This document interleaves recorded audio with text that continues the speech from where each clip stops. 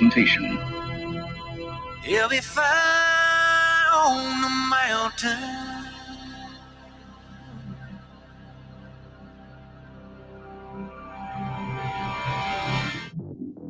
JB and Darren on the JB and Goldwater Show. Line drive right field, base hit. South Carolina wins the College World Series. Watson, touchdown. Hunter Renfrow. Got him, and it's all over. Coastal Carolina rules the roost. They win the championship. And South Carolina has won the national championship. The Citadel baseball team has done it again, but this time the Bulldogs beat one of the top teams in the country. They are giant killers. Get the ball to Bennett. He does.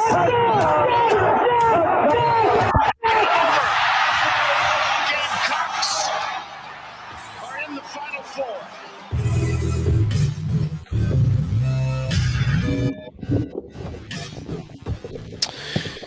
All right, greetings and a good Thursday afternoon, and welcome aboard the JB and Goldwater Show, live, loud, and online, and very proudly presented by Motley Rice. Causes, not just cases, MotleyRice.com. Driven by Stokes Volkswagen. Find them at StokesVW.com, and you can find us on JBandGoldwaterShow.com as well. Make sure you've downloaded the JB and Goldwater app. Follow us on social media at JB and Goldwater, individually at Sports Media JB and at Darren Goldwater. That's Darren. I'm Jamie. We're here until 2 o'clock this afternoon. And coming up, Mike Yuva, David Shelton, and Scott Glaze will all join us today in that order. Mike at 12:30, David at 1:05, and Scott at about 1:35 or so. Tiger's going to play golf this weekend. Looking forward to, well, I guess. We'll see in the PNC. We're going to talk to him about that. Going to let David put a little bit of a bow, as much as he can, on state recruiting efforts. There are, by my count yesterday, 23 Power 5 signees in college football from the great state of South Carolina. A few of those prospects are here from the Low Country, so we're certainly going to get into some of that with him. And then Mike Yuva up at 12:30. Shane Beamer did meet with the media yesterday, and he had a lot to say. It was a long press conference and talking about his signees, and one who did not sign. And, of course, as part of the class that did, is quarterback Spencer Rattler, how all that came together. Many of you have already heard that. Mike actually asked one of the more important questions. Yeah, how'd that happen? So we'll certainly talk about that. I'm going to get to Urban Meyer here in just a little bit. We'll talk some Clemson football. And Darren will lead off in just a few moments with the Lady Gamecocks, because they are still number one and they are still undefeated, and they've got Stanford coming up this weekend after last night's victory over formerly undefeated Duke. What's up, man? Yeah, pretty solid night for the Lady G's. It wasn't anything spectacular, but you got the job done on the road. I think it was mostly expected that it happened. So yeah, still number one. Got the next high-profile non-conference game coming into town. Pretty light night for hoops around the country. Certainly on the men's side, College of Charleston, Charleston Southern, Citadel with a non-D1. They're all in action, but very light night overall for hoops and a big NFL game tonight. But I don't know. I'm kind of looking forward toward the weekend, seeing Tiger, seeing Charlie. Raphael mentioned with us last week he was debating a prop bet whether Tiger would be in a cart. I think he is going to be in a cart. I think I read something that he is planning to be in a cart. He'll have his regular caddy, and Charlie's got his own caddy as well. But either way, Tiger will be out there. We're swinging the sticks around. Yeah, this is a big moment for Tiger Woods, and it's a big moment for golf in general, just because it is Tiger Woods, and until he doesn't, which will be a long, long, long time from now, will continue to stir the drink in golf. How he's playing, if he's playing, how he's not playing. Everything he does, every move he makes is talked about, as we know, Darren. We'll certainly get into plenty of that with Tiger Woods. Before we I see all of you in the Share Healthcare chat line, sharehealthcare.com for your healthcare as low as $149 a month. I see all of you in there commenting on the football stuff. We're going to get to that in just a moment, because look, after that video popped up and Mike Yuva has now found it and put it back out on social media, people are talking about it. It's worthy of being talked about. So we'll get there. But the good today, as it pertains to the Gamecocks, is that 11-0 lady, that 11-0 women's basketball program after a pretty ugly 9-point win last night over Duke on the road. But it does give South Carolina almost half of their wins against the top 15 this year. Duke was 15th. They have 11 wins. Carolina does 5 of them against the top 15, and they're going to have a chance to make it 6 coming up on December the 21st, which is a Tuesday evening at Colonial Life Arena, 7 o'clock tip on ESPN2, because the Stanford Cardinal will be in town. Right now, they are ranked 3rd in the country, and they did win last night as well. So could be, Darren, a 1-2 matchup coming up on Tuesday. But at the very minimum, number 1 will be in that game because South Carolina can't lose before then. So they don't play. That's going to be really neat to see. And with a lot of the football starting to filter its way out the window here before long, more and more people will start to take notice of, wait a second, not only are these girls really, really, really good, they're beating the best teams in the country, all of them, like literally all of them, before they even get into conference play. We're going to see more of them, but they're not going to see anybody in the league like they've seen, I think, at least as it stands today, like they will have seen in the non-con. 5th-ranked NC State, 9th-ranked Oregon, 2nd-ranked UConn, 8th-ranked Maryland, 15th-ranked Duke, 3rd-ranked Stanford. So, wow, what a resume. The other good thing about it, it's clear. I mean, you can obviously see, well, you're getting some experience against the top-notch teams here early on. You're building that resume so that later in the year you've got this to fall back on when it comes to seeding and experience as you work through the tournament. The other thing that doesn't get talked about that often, because everything is televised these days, there's a really big difference between, say, an SEC Network Plus broadcast and when you're a nationally televised game on ESPN or ESPN2, and the experience they're getting there, that helps as much with the added media attention and the added demands for time. Staley's used to it. I'm not worried about her. The players, the added demand for time, some of the things that the production crew will ask from them, and they'll be willing to give because it only benefits the program. It's good to have this under your belt a couple of times so that it's not completely fresh and you're used to kind of changing your body clock a little to adapt to the extra demands that aren't necessarily related to the court. That's a big benefit that doesn't get talked about a lot. Yeah, it's absolutely, Darren. I mean, it's interesting. I had this conversation a couple of days ago. If this was South Carolina's men's basketball team, and I'm not trying to be sexist, but if this is South Carolina's men's basketball team, could you imagine how much conversation would be had? It's almost like signing day would have been forgotten. It'd be like, wait a second, Frank Martin. I mean, there's a lot that goes into that, not just because it's men. I'm just talking about they've had so many issues over the last few years. Frank Martin out the door, in the door, yada, yada, yada. You know what I'm saying? I mean, it's just amazing what's going on here. And it's almost like some of it slips right by you. And you're like, whoa, they beat who again? What? I mean, when it's all said and done, if they win them all, they're going to be one of those teams that's considered one of the greatest women's basketball teams ever. And right now, good luck predicting a game they're going to lose, right? Because they're the most talented roster in the country, and they're beating all the best teams in the country. And now it's 5 top 15 wins by a total of 58 points. It's over 10 points margin of victory against the best teams in the country. No, it's impressive. I don't know I don't know how many undefeated women's teams there have been in the past. I know there have been some from Kentucky. I would guess Pat Summitt had 1 or 2 as well. So I don't know how it would stack up. I mean, you have to kind of wait for the whole year to play out if it would be one of the best. But heck, an undefeated national champ, yeah, it'd be awesome. And while women's basketball in particular, both college and pro, the popularity is soaring. I mean, it is skyrocketing.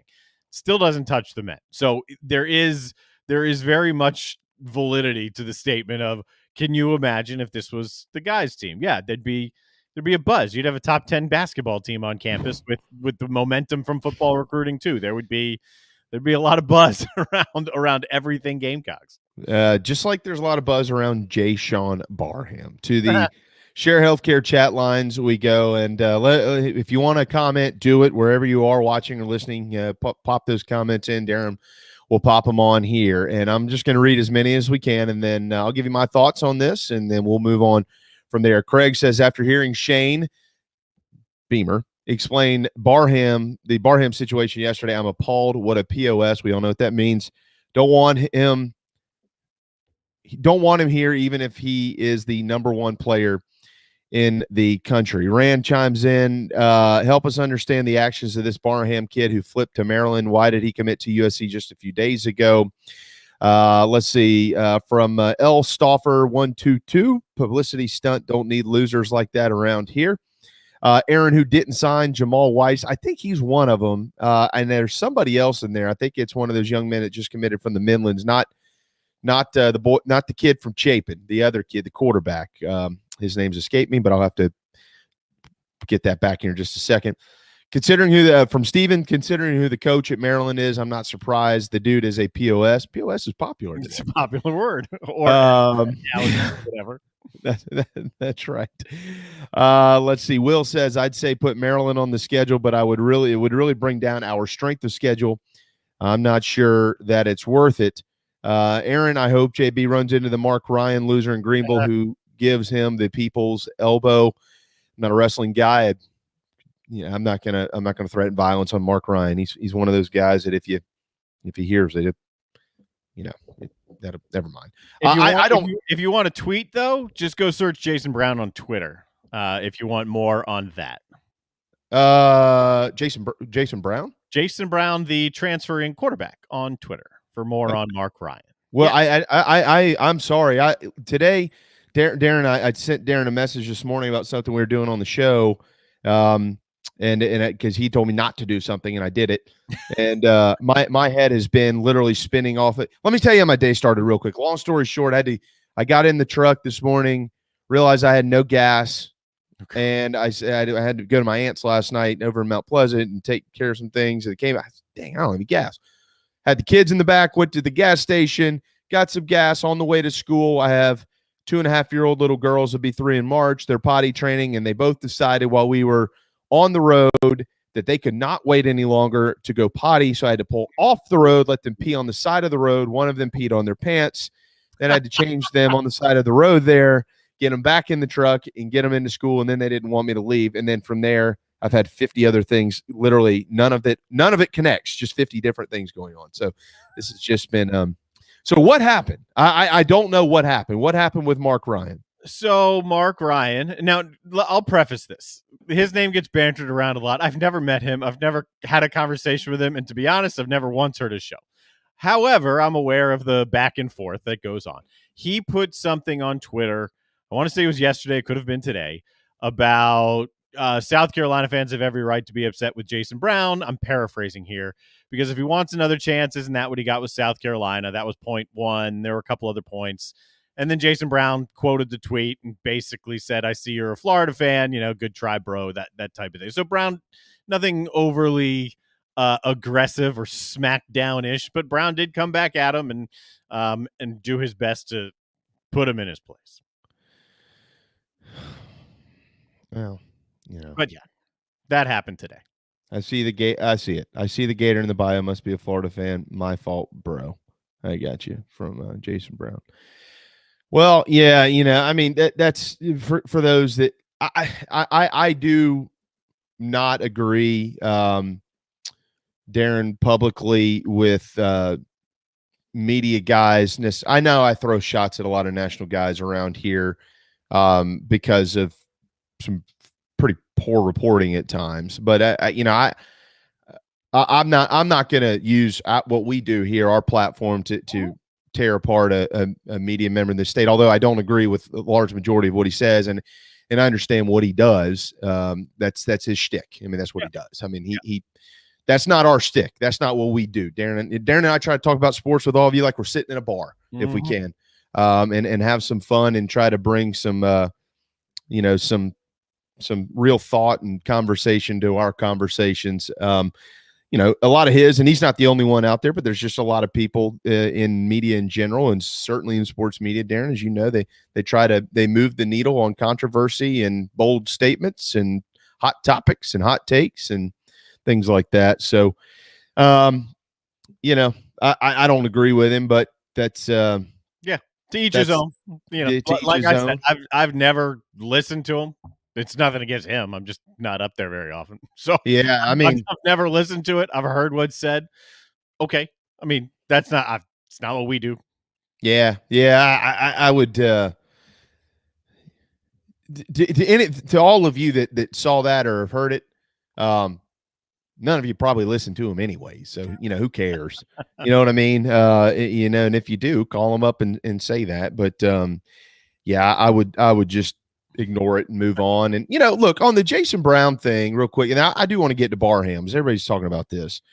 On the Jason Brown situation, I'm going to let me lay out the way I feel from both sides, because I am really indifferent on this. I support every side of it, to be honest with you. And I think if you could find that type of mentality to understand every angle and every side of it, then at the end of the day, you're left with, well, it's just up to that person to make a decision on their own and whatever they think is best. There's one side of me that says, like, as a former athlete, no matter what it is, I'm never going to leave my guys hanging. I just can't do that. I wouldn't do that. I would go play. And again, this is not a shot at Jason Brown. This is not what I'm saying at all. This is happening on every program in the country. I'm talking about just from a personal preference, like Shi Smith last year. He didn't opt out. Carolina would have been 2-8 in a bowl game they didn't deserve to be in, but he was like, no, I'm going to play.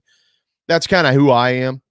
If I was in that situation, if I got hurt in the game, I'd have to live with it. But I'd be willing to live with it because that's a risk I'm willing to take. Jason Brown got a shot in the SEC because of South Carolina, and there's probably a part there that is owed to the University of South Carolina. Of course, we don't know the day in, day out mentality of Jason Brown in Columbia. He might have thought for months, hey, I should be in the game, and there might be a piece of him that says, I sure loved my teammates around here, and I sure love my time here, but it's time for me to move on because of this reason and that reason and whatever. And it's not all hunky-dory inside of his mind. We don't know that. The other side of it, which is where a lot of this conversation goes, and I understand this totally, is, if right now, even though the Clemson game was horrible for everybody in a Gamecock uniform, his stock is pretty high because he started every game in November, and he beat Florida and he beat Auburn, and he needs to get out in front of this transfer portal as much as he can to get a shot to play again next year somewhere at a high quality program like he just did at South Carolina. You could argue whether South Carolina is quote unquote high quality by your standards, but it's pretty high quality compared to St. Francis because it's in the SEC. So if he wants another opportunity like that, yeah, he's made a decision to move on and do his thing. And I understand that too. So it's a personal preference type deal. And at the end of the day, he's made the decision to move on. He's not the only one on this team or others. So, it's the world we live in, and we're going to have to live with it. And I have no problem with Jason Brown doing that. If it was me, I'd do something different, but I have no problem with him doing it at all. So I think getting on Twitter as a media personality or somebody with a voice and telling fans how they should or shouldn't think about this young man is rather immature, and I wouldn't do it. I'll keep it quick. If I was Jason Brown, I'd do exactly what he did. So yeah, it's easy to see both sides of the argument. It's easy to see both sides of the decision, but you laid it out there. His stock's about as high as it's going to get. It doesn't matter if he has a fabulous bowl game, but it would matter if he didn't have a good bowl game or if he got hurt in the bowl game. So his stock's as good as it's going to be. It doesn't look like he's going to be playing regularly, or at least that'd be a serious challenge to play regularly next year.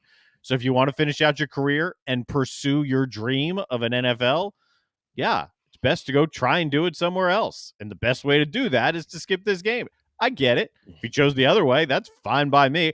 I don't make a habit of criticizing or questioning kids' decisions. I just don't do that. Well, look, there's some pretty high confidence in that building that Kevin Harris is probably leaning towards the NFL. And if that happens, then it happens, but he's playing in the game. So, there's no right or wrong answer here. There's no right or wrong answer. Kevin Harris would have just as much to lose in this game as anybody. If he gets hurt, he ain't getting picked in the draft. So, it's a personal preference thing, and that's just where we are. I can't change it. You can't, none of us can change it. And I'm certainly not in the shoes of any of these young men and their decisions. So they're going to make the decision that's best for them, and they're going to move on. Zaquandre White, nobody has questioned his decision at all to move on. Why? Why not? Well, for one, because there's a feel good about Zaquandre White. Let's just all be honest. There's this big feel good story about Zaquandre White because of how he played the game, how he kind of got held back from playing it early in the season, and he came on at the end of the year, saved everyone's rear end, and helped get him into a bowl game. But now nobody's really pissed about that. Mm-hmm. And then the other part is he's got a family situation he needs to take care of. So go get him, young man. And it is what it is. To the other side, though, is Jay Sean Barham. All right. And so, Darren, I'm a big believer of any athlete, college football, baseball, basketball, swimming and diving, track and field, soccer. I've got two little girls. You got a little girl. Brandon, I see your comment there, by the way. Yes, the third welcome home was the young man, Xavier Short from Chapin. I want my child to, if they ever get a chance to go on and play sports collegiately, play some type of athletics at the collegiate level, I want them to have their moment because it is. I was a college athlete. There's a lot of hard work that goes into it, and they should be celebrated as much as they can be. And I know sometimes I'm probably a little disrespectful, Darren, and we all are in certain parts of life when we probably don't mean to be. But I also feel like you should be respectful in all of this because there have been people who have been respectful to you in your recruitment, and you should be respectful of their time and their efforts and their energy. I was talking to a college baseball coach yesterday. We were talking about this exact situation. And I said, what would you do if you had a young man who committed to you 4 days later? There was this stunt pulled and you didn't even know about it. No phone calls, nothing. He goes, I'd be pissed. I'd be pissed because of what I put into recruiting these kids. If you don't want to come here, just tell me. It's fine. I'm not going to, we might still try to recruit you, but at least I'd be under the assumption of, yeah, there's going to be a major challenge to get this young man or young lady into school. Honesty is best. After that video came out yesterday, I have zero proof as to whether it was or wasn't staged. But I 1,000,000% believe Shane Beamer because coaches don't stand in a news conference and tell a story about a young man committing and then saying, I got tipped off 10 minutes after he announced that, hey, you better be careful here. That's pretty sad if this was a stage stunt for whatever reason, because it didn't want to tell Carolina no, or it was going to be about them or whatever the case is. I don't like it. I wish him the best, no doubt about it, in his personal and his professional future. But it doesn't mean that you have to like it. And clearly Shane Beamer was irked by it. And the coaches like Mike Peterson, who put a lot of effort and energy into that, I think is pretty classless. If it proves to not be true, then, we can walk back a lot of these comments. That's fair. But right now there's enough information floating around that says this young man pulled a quickie. It's kind of a BS move. I'm not going to take a shot at him as a personal kid. But professionally, that's garbage. That's garbage. Yeah, the whole thing is just strange. I mean, I don't know if we expect anything different than weird, new, strange things on signing day these days, but the whole thing was strange. It sure sounded like Beamer was honest, and it sure sounded like he continued to pursue him anyway, saying he talked with the kid, 10:30 or 11 o'clock on the night before signing day, and still him and his mom, and was still confident. So he was still pursuing him. And then, what happened yesterday. Was it staged by Maryland's side? I don't know. Was it staged by some intermediary or Barham himself? Maybe. But yeah, the whole thing is, look, we don't want to sit here and criticize kids or at least decisions that kids make. And that's fair. This is a touch different. If this was a staged thing, and it, based on what Shane Beamer is saying, it may certainly have been that. Well, you're old enough to know right from wrong, right? This isn't just a decision. This is right from wrong. Do you lead grown men down a path? Do you take their hard work and effort and time and then just toss it away. I mean, there's right versus wrong, and that's a very different conversation from right versus wrong playing in a bowl game. I mean, dealing with people, being a good person, the right from wrong there, and a decision about a bowl game is very different right from wrong. And if that's how this went down, that's wrong. I mean, so I'm not going to slander him. I don't care one way or the other. I grew up 20 minutes from Maryland, but I mean, it's unfortunate if that's exactly how it did happen. Yeah, I don't care where the kid goes to school. I mean, as a fan of a certain team, would I love to see a talented young man in uniform? Well, of course. But I mean, at the end of the day, like, I'm not losing sleep over that. I got a lot of things in my life to lose sleep over, and it ain't going to be some 17-year-old I've never met from the state of Maryland and where he chooses to play football. It's just not going to happen. But I mean, I think one of the things too, is that is starting to kind of stir my pot a little bit more. And again, we got Mike Yuva coming up next, so maybe we can add some more context to this. Is, we're in this era. I mean, we've heard for 3 or 4 years is, well, these are adults and they own their name, image, and likeness, and they should be able to make business decisions and this, that, and the other. Well, when you act like that in business, it burns a lot of bridges for you. You want to be a grown up, you better act like one. Because that crap, you're going to get an opportunity and you might get a second, but you sure as hell ain't going to get a third when you pull things like that, especially on the stage he's on. And I like Blind Squirrel. He's back. If it was staged, shame on everyone involved with the shenanigans. That's exactly right. Shame on everybody. And, there's rumor out there. It's rumor. So I don't know. I have no idea. But, if Mike Locksley and the Maryland staff had anything to do with this, absolutely. They should be publicly burnt to a crisp over something like this. And I like Mike Locksley, but if this happened, I mean, come on, man. I mean, I don't know that that's true though. So I can't say that it is or isn't. Yeah. If that turns out to be true, that's a damning thing on Mike Locksley and that Maryland program. And sure. I like Adam's point as well. Blame the adults around him more than the kid himself. That's a fair comment too, because you're in a position as a 17, 18-year-old, however old he is, where you've got advisors around you, be it parents, be it advisors, be it agents, and they're pushing you one way or the other. And those folks shoulder some blame too. And if some of those folks are the Maryland staff, that stinks. That's bad. I mean, that's I don't know what the ramifications are. I don't know if there's any way of punishing them from the NCAA, right? But publicly, that's pretty bad. Yeah, talk about a tool to recruit against yourself. Huh. Man, that's just stupid. Is all it comes down to.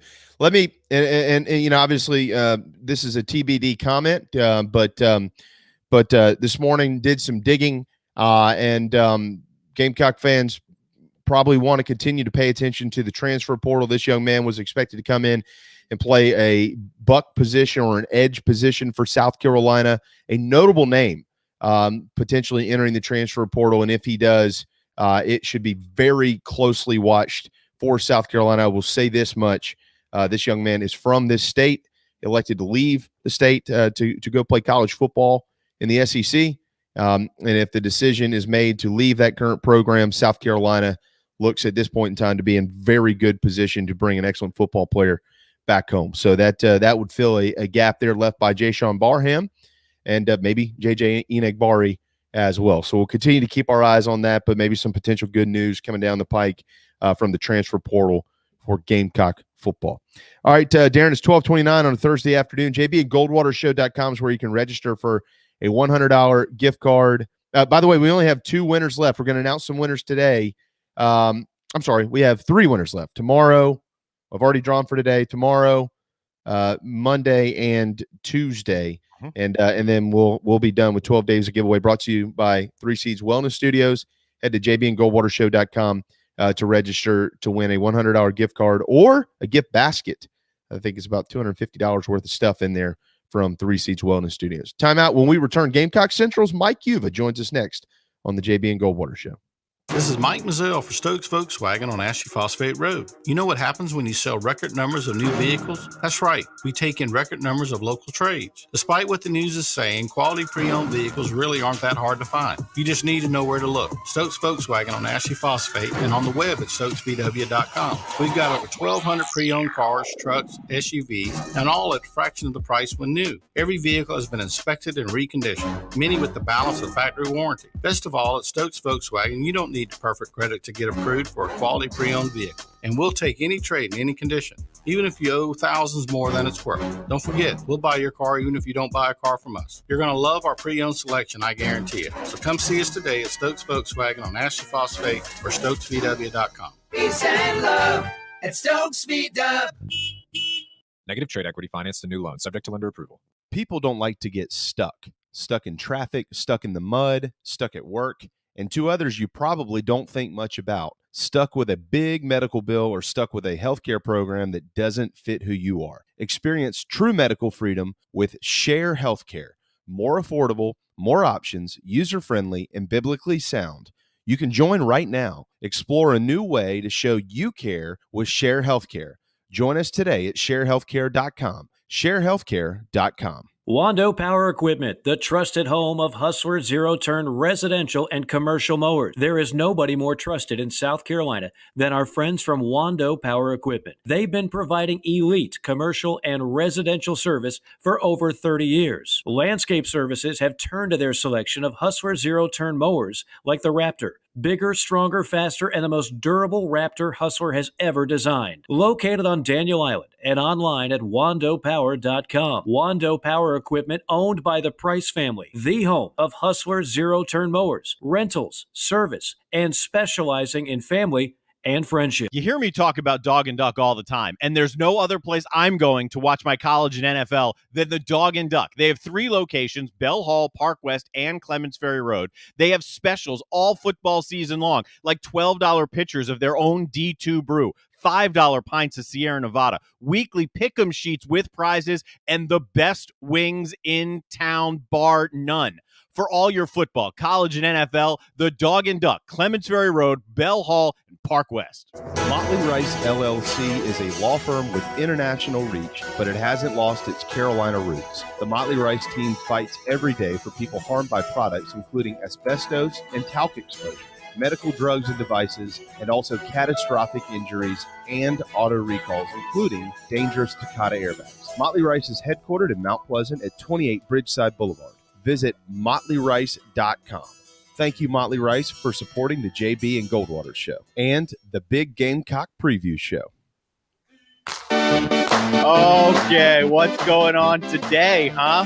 Anything to talk about? All right, greetings and a good Monday afternoon. Greetings and a good Tuesday afternoon. Greetings and a good Wednesday afternoon, and welcome aboard. All right, greetings and a good Thursday afternoon. Greetings and a good Friday afternoon, and welcome aboard. Hold on, Darren. I need to text Mike Yuva and make sure he's good to go. Okay. I thought you were texting. Are you good, Mike? Thought you were texting reporter to Bojangles or something. So I got this new microphone, which it was awesome. It came right after signing day, so all the videos that we were trying to do for Gamecock Central didn't have it. So I get it today, which is perfect timing. And of course, I'm like, yeah, I'll go do this. I'll go do that. Had to do some other radio hits today. Had to go do some errands. I haven't had a chance to set this up yet. I'm like, all right, just got to plug it in. I plug it in. I'm hearing feedback, this and that, and yeah. So I'm like, I just don't want to come on and like screw up the entire show by having like this terrible echo. And we rebooted. I'm glad it's working. That's good. Mike, you can do nothing to screw up this show. We do that every day starting at noon, and it wraps around 2:00. Well, I'll tell you what, give you an update since the last time we spoke. I have a girlfriend now. So because of, we don't need to tweet that out there, but off the market. Yuva. Yeah, because I was kind of put on the old Budweiser hot seat after that. So thank you, Jamie. Yeah, it's what we're here. We're matchmakers around here. We or at least we, we clear up the controversy. Well, I would say I'm sorry about that, but I'm not sorry for helping you sew up a good girl, man. That's good news. She's great. I'll tell you this. I went out. She's awesome, I mean, man. as you can imagine, yesterday, one of the busiest days of the year for me.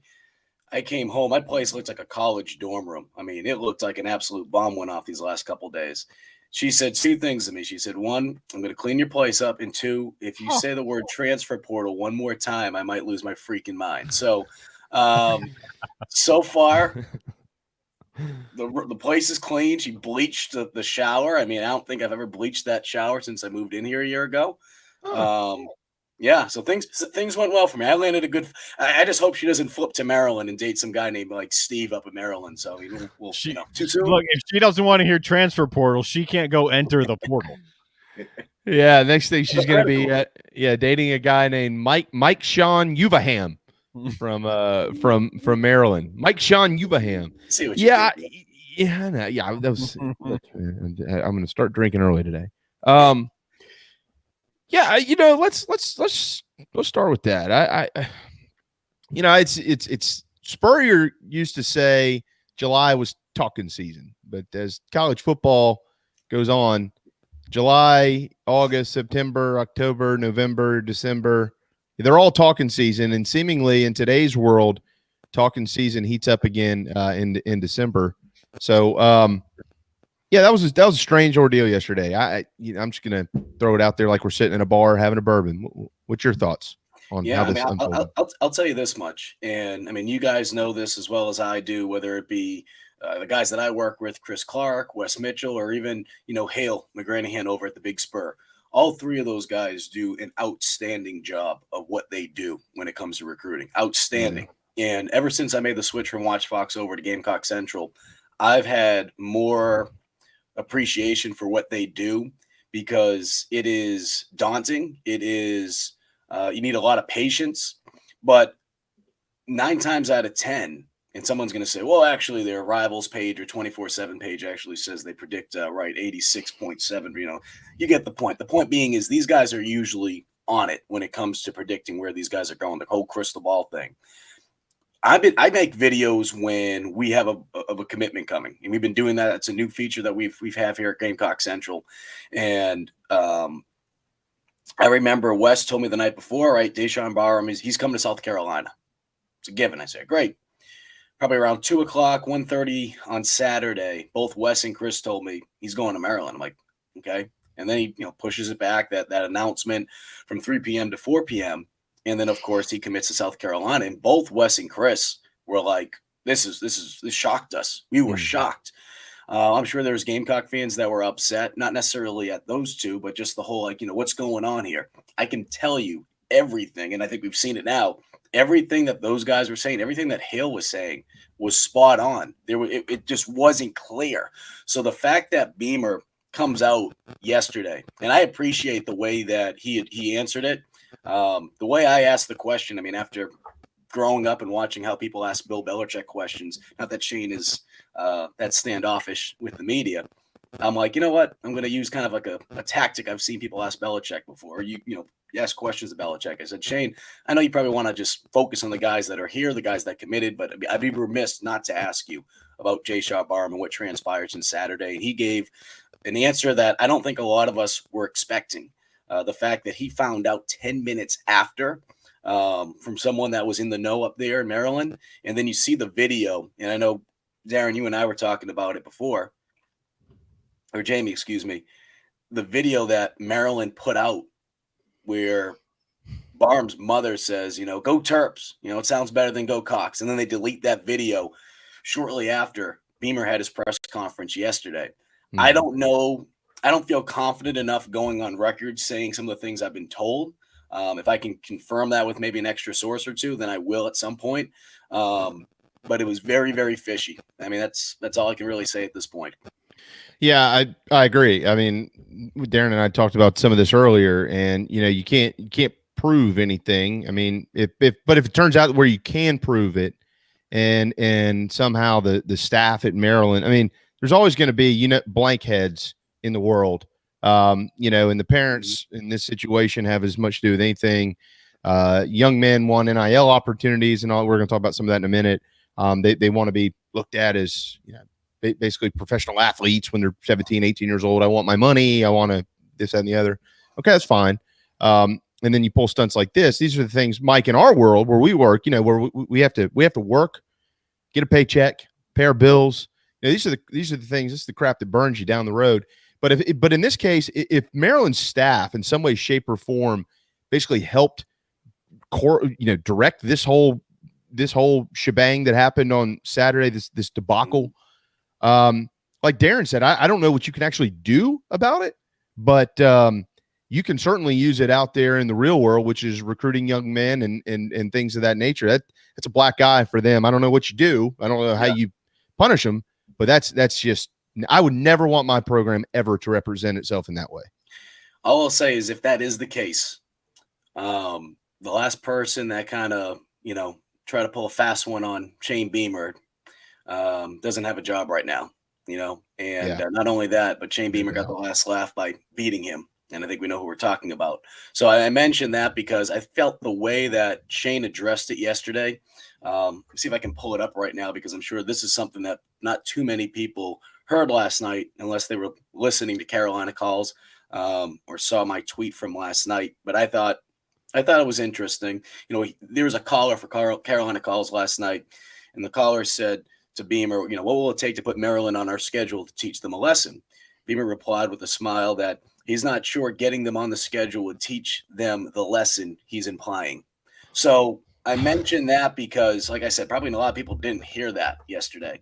I'm sure there's a lot that he knows that he can't share, just like from a media standpoint. If we reported everything that we're told, we probably burn a lot of sources. But at the same time, too, you got to figure out, pick your battles wisely. I mean, shoot, you guys, radio, TV, it's the same thing. You can say with any business. Some of my mentors, I'm sure some of your mentors have told you before, especially when you got into the business, pick your battles wisely. And I think with Shane, he's the type of guy that is very careful with his words. That's one thing that I've noticed within the last year. He's very, very calculated. I'm sure a lot of that comes from the fact that he had an opportunity to learn from one of the best, not just on the field, but off the field with his father, Frank. And obviously, Shane's just an intelligent guy, good person. Yeah. But just hearing how much he opened up the curtain yesterday said a lot about how he feels about this situation. And I'll say this. The only thing that really bothers me more about this situation, and I understand it's early signing day period, the only thing that really bothers me about this isn't necessarily if it was a publicity stunt, isn't necessarily if it was an NIL move, or if the school was trying to feed him into it. What bothers me more than anything is the fact that this young man, who, as of Tuesday night, as Shane explained, the mother, Jay Sean himself, was on the phone with Shane, saying how much they appreciate him and how bad they're looking forward to coming to South Carolina. Taking that roster spot, taking that scholarship away from another young man who could be that next man up. Now, that could open the door down the road, but at the same time, too, it could have closed the door for someone here. And that's the only thing that really bothers me if I was Shane today. Mike, Uva of Gamecock Central. I totally agree. I think what's fascinating about this conversation, and then we're going to move on to a couple of other comments from Shane yesterday, is that probably 100 out of 100 people, literally 100% of the people talking about this, really don't even care whether this young man is actually a Gamecock or a Terp. They're concerned more about, what type of young man is he, and the stunt itself. It's a right and wrong thing. And everybody out there, with the exception apparently of Maryland and the family of this kid, know what they did was wrong. I mean, people flip all the time. That's not the case. People flip. That's football. That's recruiting. I mean, it happens. You can flip you can flip and you can flop, do whatever the hell you want. I don't care. But just the way that this happened, and the information that has followed it, it's we're all good. We're all going to raise our kids the right way, except for this family, so they can stay up there. All right. Shane said something yesterday, Mike, and I want to get your thoughts on this. And I thought this was awesome. I really did. Shane mentioned that the parents of a young man asked him, what can you do for my son from an NIL standpoint? And I'm not sure if this young man signed at South Carolina or didn't. I don't know that. But I do know that his answer was nothing. Yep. And if anybody else tells you that they can, they're lying to you. That was his response to this family. So kind of fill us in on that. I don't know how much more you have to the story, but Shane Beamer, another incredibly honest moment on signing day. I don't have the specifics about that story in particular, but I do know that, for example, right, at Gamecock Central, one of the things that we launched recently was the Garnet Trust. And I think sometimes people get this confused.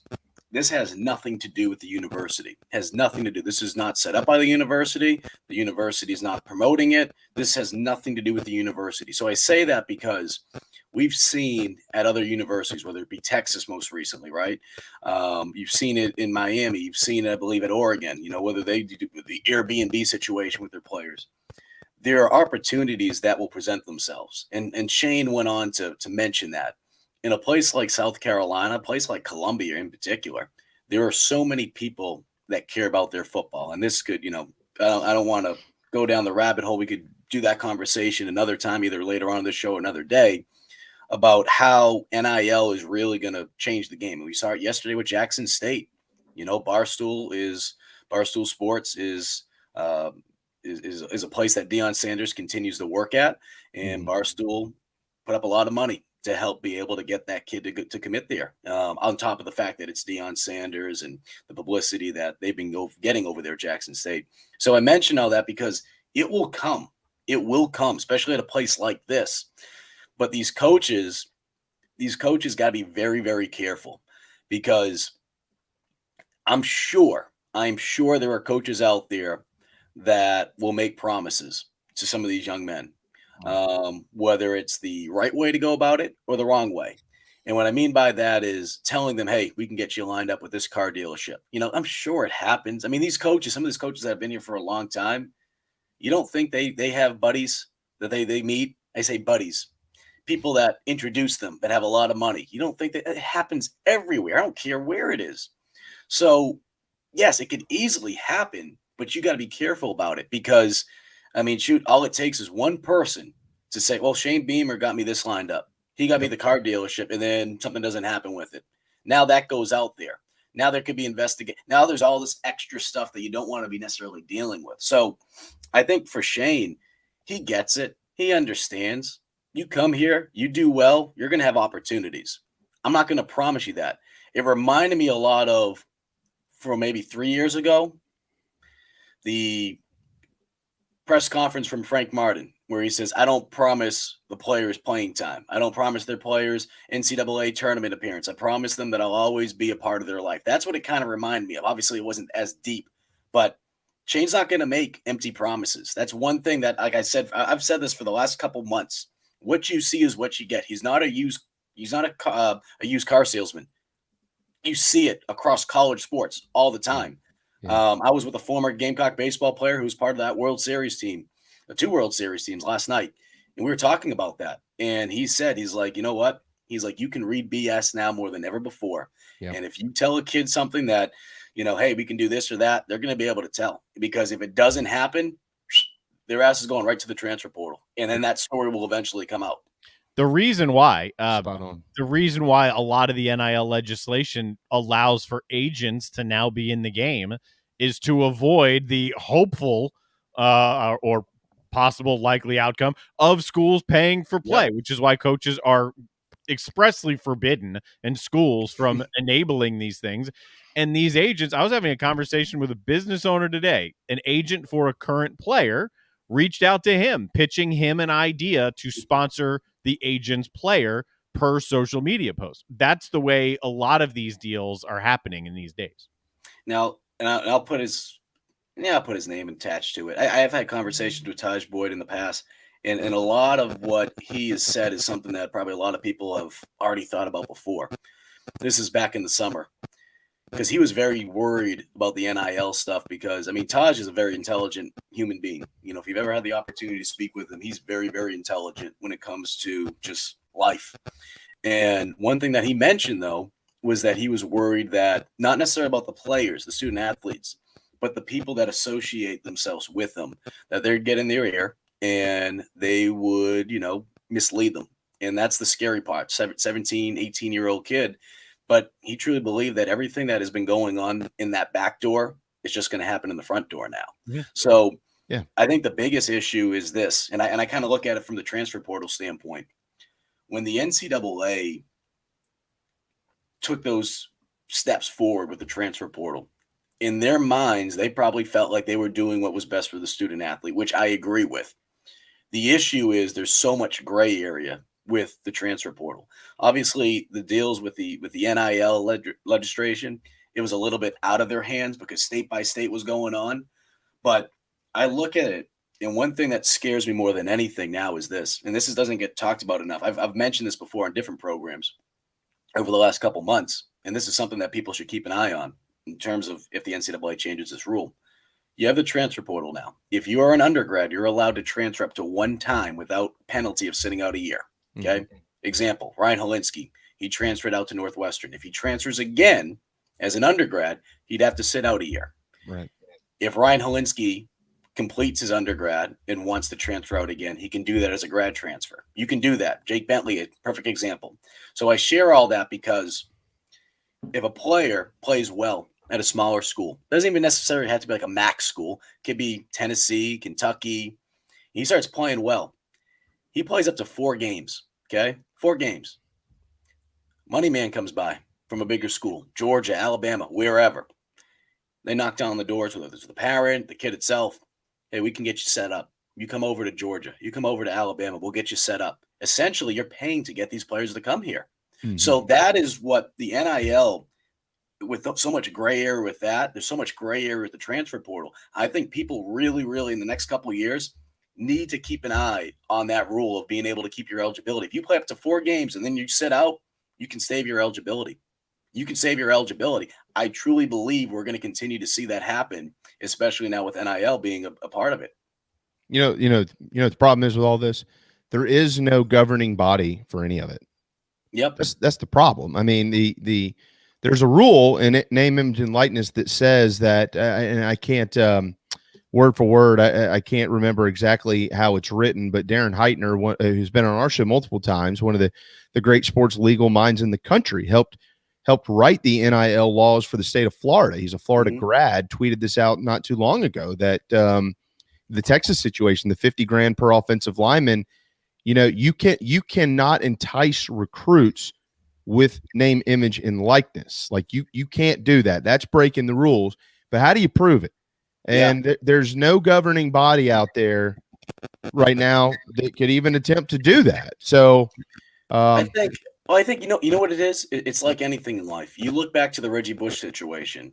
The reason why that occurred is because Reggie did not pay back those guys. And then there was a whistle blown, and it screwed it up for everybody. So I say all that because all it takes is for one person, one athlete, one family not to do something that they made a promise, whether it be verbally, whether it be contractually. They don't do that. I mean, contractually, obviously, it'd be a little bit easier, but to be able to prove it. But that happens, things blow up. Let's use the example of Barham.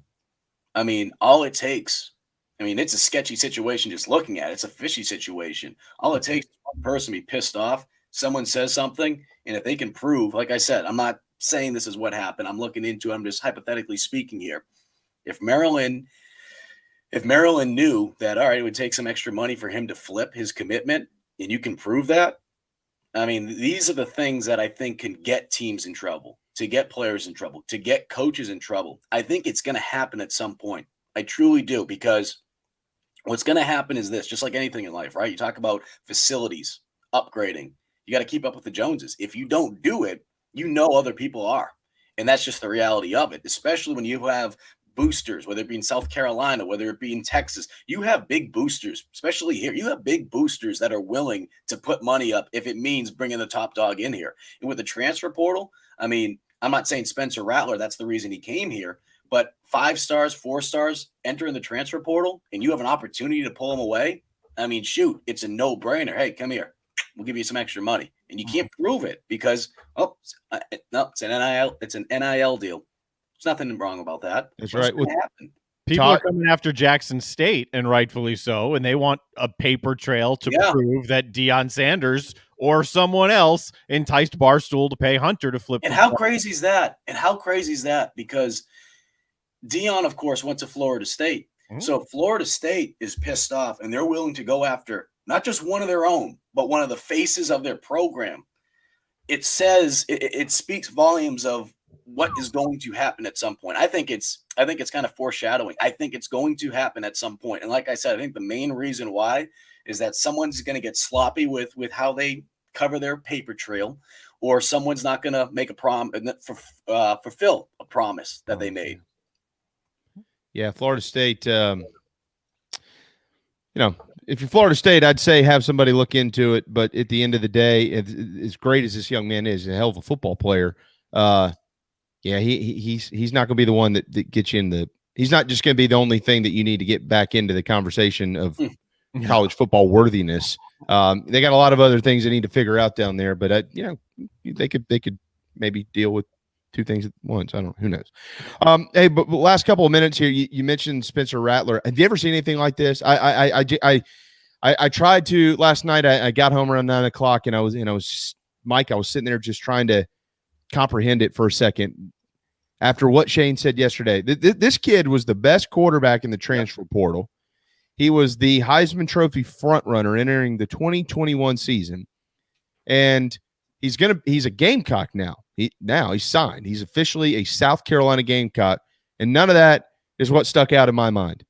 He did a virtual visit. There are coaches that spend 2, 3, 4 years recruiting kids to and from campus on visits, and God knows what else they're doing with them, and they can't land them. And this cat could have gone anywhere he wanted to.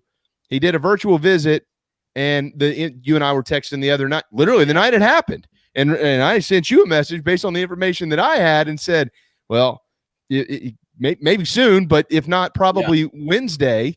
And then all of a sudden, what was it, Mike? An hour later, it was like, bam. I mean, this dude went from Shane, maybe Christmas to, I tell you what, I think I'm going to do it right now. How do you comprehend this? Like, what the hell happened here? And what does that say about Shane Beamer? Well, I think a couple things. I think I spoke with a quarterback who transferred from one Power 5 school to another, over the last couple of days, and they shared with me. They said, "Look," I said, especially with everything with COVID, it makes it so much easier now to have a feel for a school because you can do everything from a virtual visit because that's what they had to do for a whole year. So I think that's extremely beneficial for teams right now, especially through the whole transfer portal. Because if you're a player that's transferring, you're more so. I mean, look, I'm not saying I don't want this to go. Mike Yuva says Spencer Rattler hates Columbia or South Carolina. He's not coming here for Columbia. He's not coming here for South Carolina. I'm sorry. That's not the point. That's not why he's coming here. He's coming here because he sees an opportunity that can help his draft stock, but on top of that, play for a man that he believes in and the vision that he has for this program. So, look, great ops building. He's not coming here because of the ops building. He's not coming here because of Justin King's incredible videos. That's not why he's coming here. With that being said, Justin King did a tremendous job from the virtual video that they created to be able to get him from a virtual standpoint. But I say all that because, well done. Darren and Jamie, on Friday, I spoke with an individual who spoke directly to Spencer. And that was when the reports came out earlier that day that he had planned to visit. He told him that he had no intentions of visiting. And then I spoke with an individual that is close to the program, and I was told that Spencer Rattler has not visited South Carolina, and there's no official visit set up. That was on Saturday. He could have still done an unofficial visit, but wasn't likely. So the fact of how quickly it started to happen, I think it just speaks volumes of just how quickly he wanted to get things going. And I'll add this to it too. Yesterday, I asked Beamer just point blank. I said, hey, look, there's a narrative out there. Could be an unfair one, but a video from when he was 17, 18 years old, Spencer, from a character standpoint, it might portray him in a negative way. What can you say about that? And one thing that really stood out was when they had everyone on the Zoom visit with Spencer, and everyone hopped on. He said everyone in the building pretty much that needed to speak with them. There were people texting him during it, and they were texting Shane after it saying, my perception of the kid is completely different, because you hear this narrative out there. So look, bottom line is this. We've all seen the video by now. Majority of us have seen the video when he was 17, 18 years old. You know, he's basically saying, hey, you're God's gift. We're going to do a reality show about you, this and that. If I had a camera put on me when I was 17, 18 years old, just in general, I'd probably come off like an ass sometimes. I mean, I'm sure we all did stupid things, but to have that type of pressure on you, to have that type of limelight on you, I mean, hey, people change. I mean, people change after a couple months. People change after a year or two. People change going to college. So the fact that people want to look at that one video and that's what they want to base it off of is kind of ridiculous. But I'm glad that Shane addressed it yesterday, because he easily could have been like, I don't know what you're talking about. He's not stupid. He knows what the narrative's out there. And I'm glad he was able to address that, because I can say it. I can say I talked to this source. You can talk to that player. Shane says it. It should squash it until he goes out there and he has to prove himself once he arrives here. To the point that you made a minute ago, I agree with it. And I think people need to understand in the context, if somebody took it wrong, you weren't saying it to be disrespectful to the University of South Carolina. I have every fiber in my body says when he gets to Columbia, he's going to say, wow, this is pretty cool. I'm going to enjoy this. Yeah. It's a great place to be. But absolutely. This is the Shane Beamer of effect right now. And for some that may think that sounds cheesy or corny, there was a guy named Steve Spurrier here that had that effect on players too. And that's just the sport. It's the nature of the beast. Guys commit to these coaches. And, Shane Beamer, although he's had some flaws, they all do, especially in your first year ever as a head coach. One of them is not this, attracting good talent.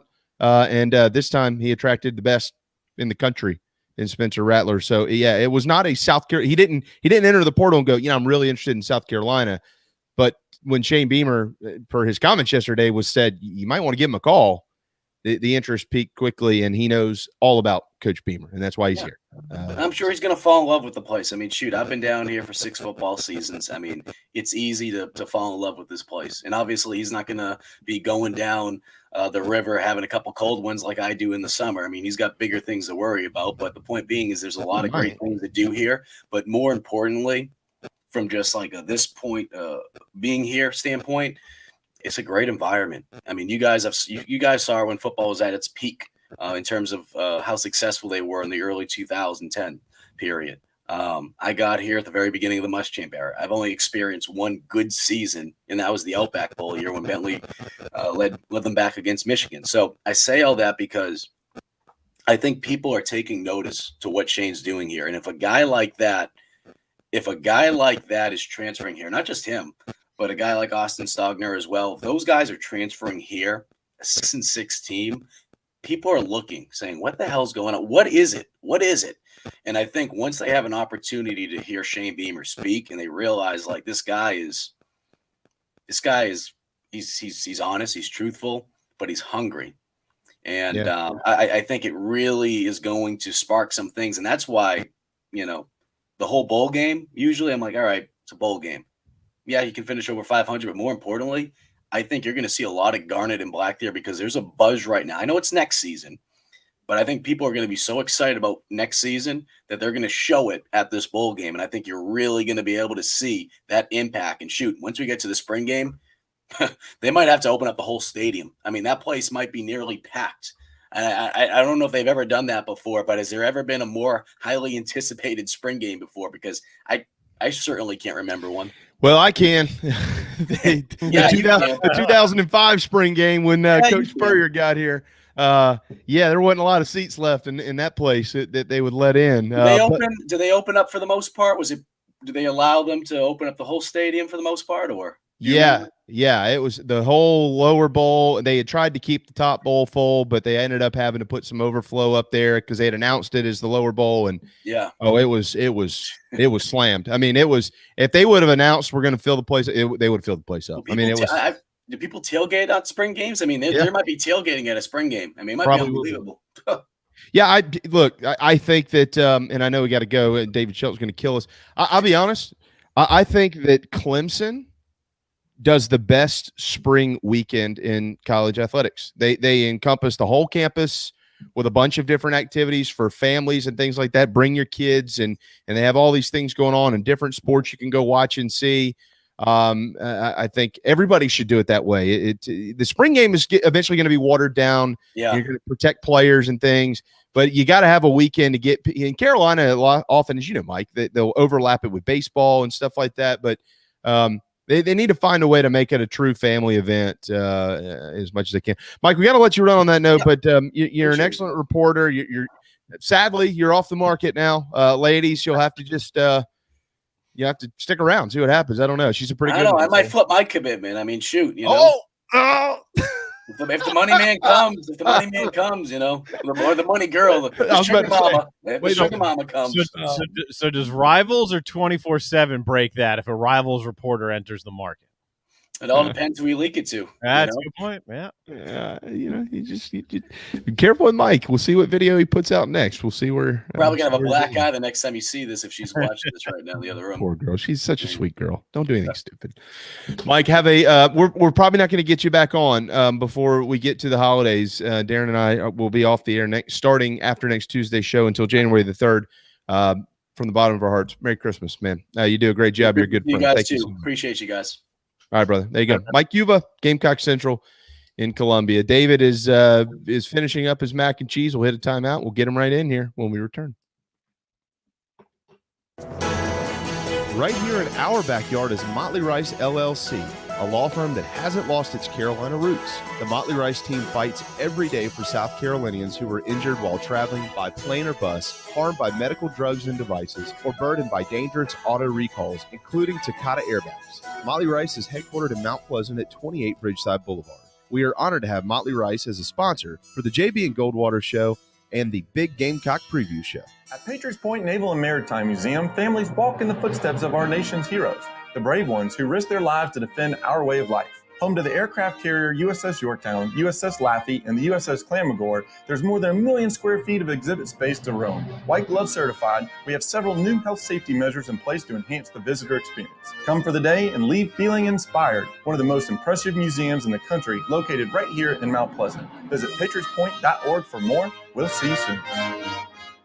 People don't like to get stuck in traffic, stuck in the mud, stuck at work, and to others you probably don't think much about, stuck with a big medical bill or stuck with a healthcare program that doesn't fit who you are. Experience true medical freedom with Share Healthcare. More affordable, more options, user-friendly, and biblically sound. You can join right now. Explore a new way to show you care with Share Healthcare. Join us today at sharehealthcare.com. sharehealthcare.com. This is Scott Glaze, head golf professional at the Links at Stono Ferry, located on the outskirts of Charleston, South Carolina. I'm inviting you to tee it up on one of the most scenic and challenging courses in the Low Country. Our back nine is highlighted with 3 holes that border the Intercoastal Waterway. Visit stonoferrygolf.com to book tee times and discover all that Stono Ferry has to offer. The Links at Stono Ferry is a former South Carolina Golf Course of the Year and is also home to the College of Charleston men's and women's golf teams. Come see us. We would love to have you. stonoferrygolf.com.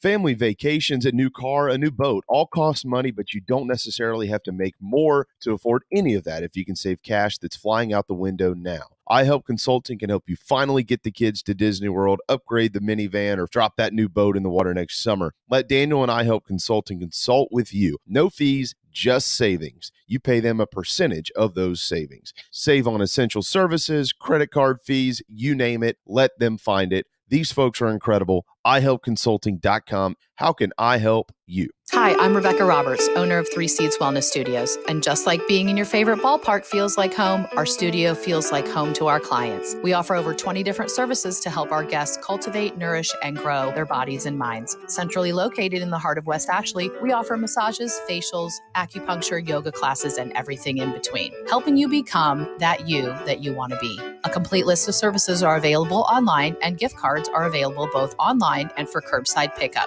Go to 3seedswellnessstudios.com. Happy holidays. What's up, everybody? This is South Carolina singer-songwriter Patrick Davis, and I might live in Nashville, Tennessee now, but guess what? I can always keep up with the news back in South Carolina because I've got the JB and Goldwater Show. Thank you, JB and Darren, for being live, loud, and online.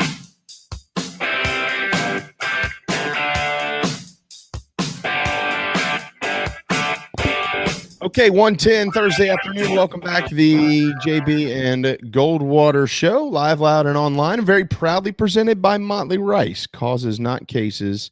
MotleyRice.com. Driven by Stokes Volkswagen. Find them at StokesVW.com. Make sure that you follow us on the JB and Goldwater app. Or, excuse me, make sure you follow us on social media at JB and Goldwater, individually at Sports Media JB and at Darren Goldwater, the JB and Goldwater app. And again, jbandgoldwatershow.com to register to win for one of our final couple of prizes, which is a gift basket valued around, I think it's $250 from Three Seeds Wellness Studios in West Ashley, and also a $100 gift card from Three Seeds Wellness Studios. jbandgoldwatershow.com to register for those, and from there you might be chosen as a winner. We do have a bunch of other winners to announce that I will do after this segment. So we've got David Shelton that we've been cleared to announce, I think, all of these people.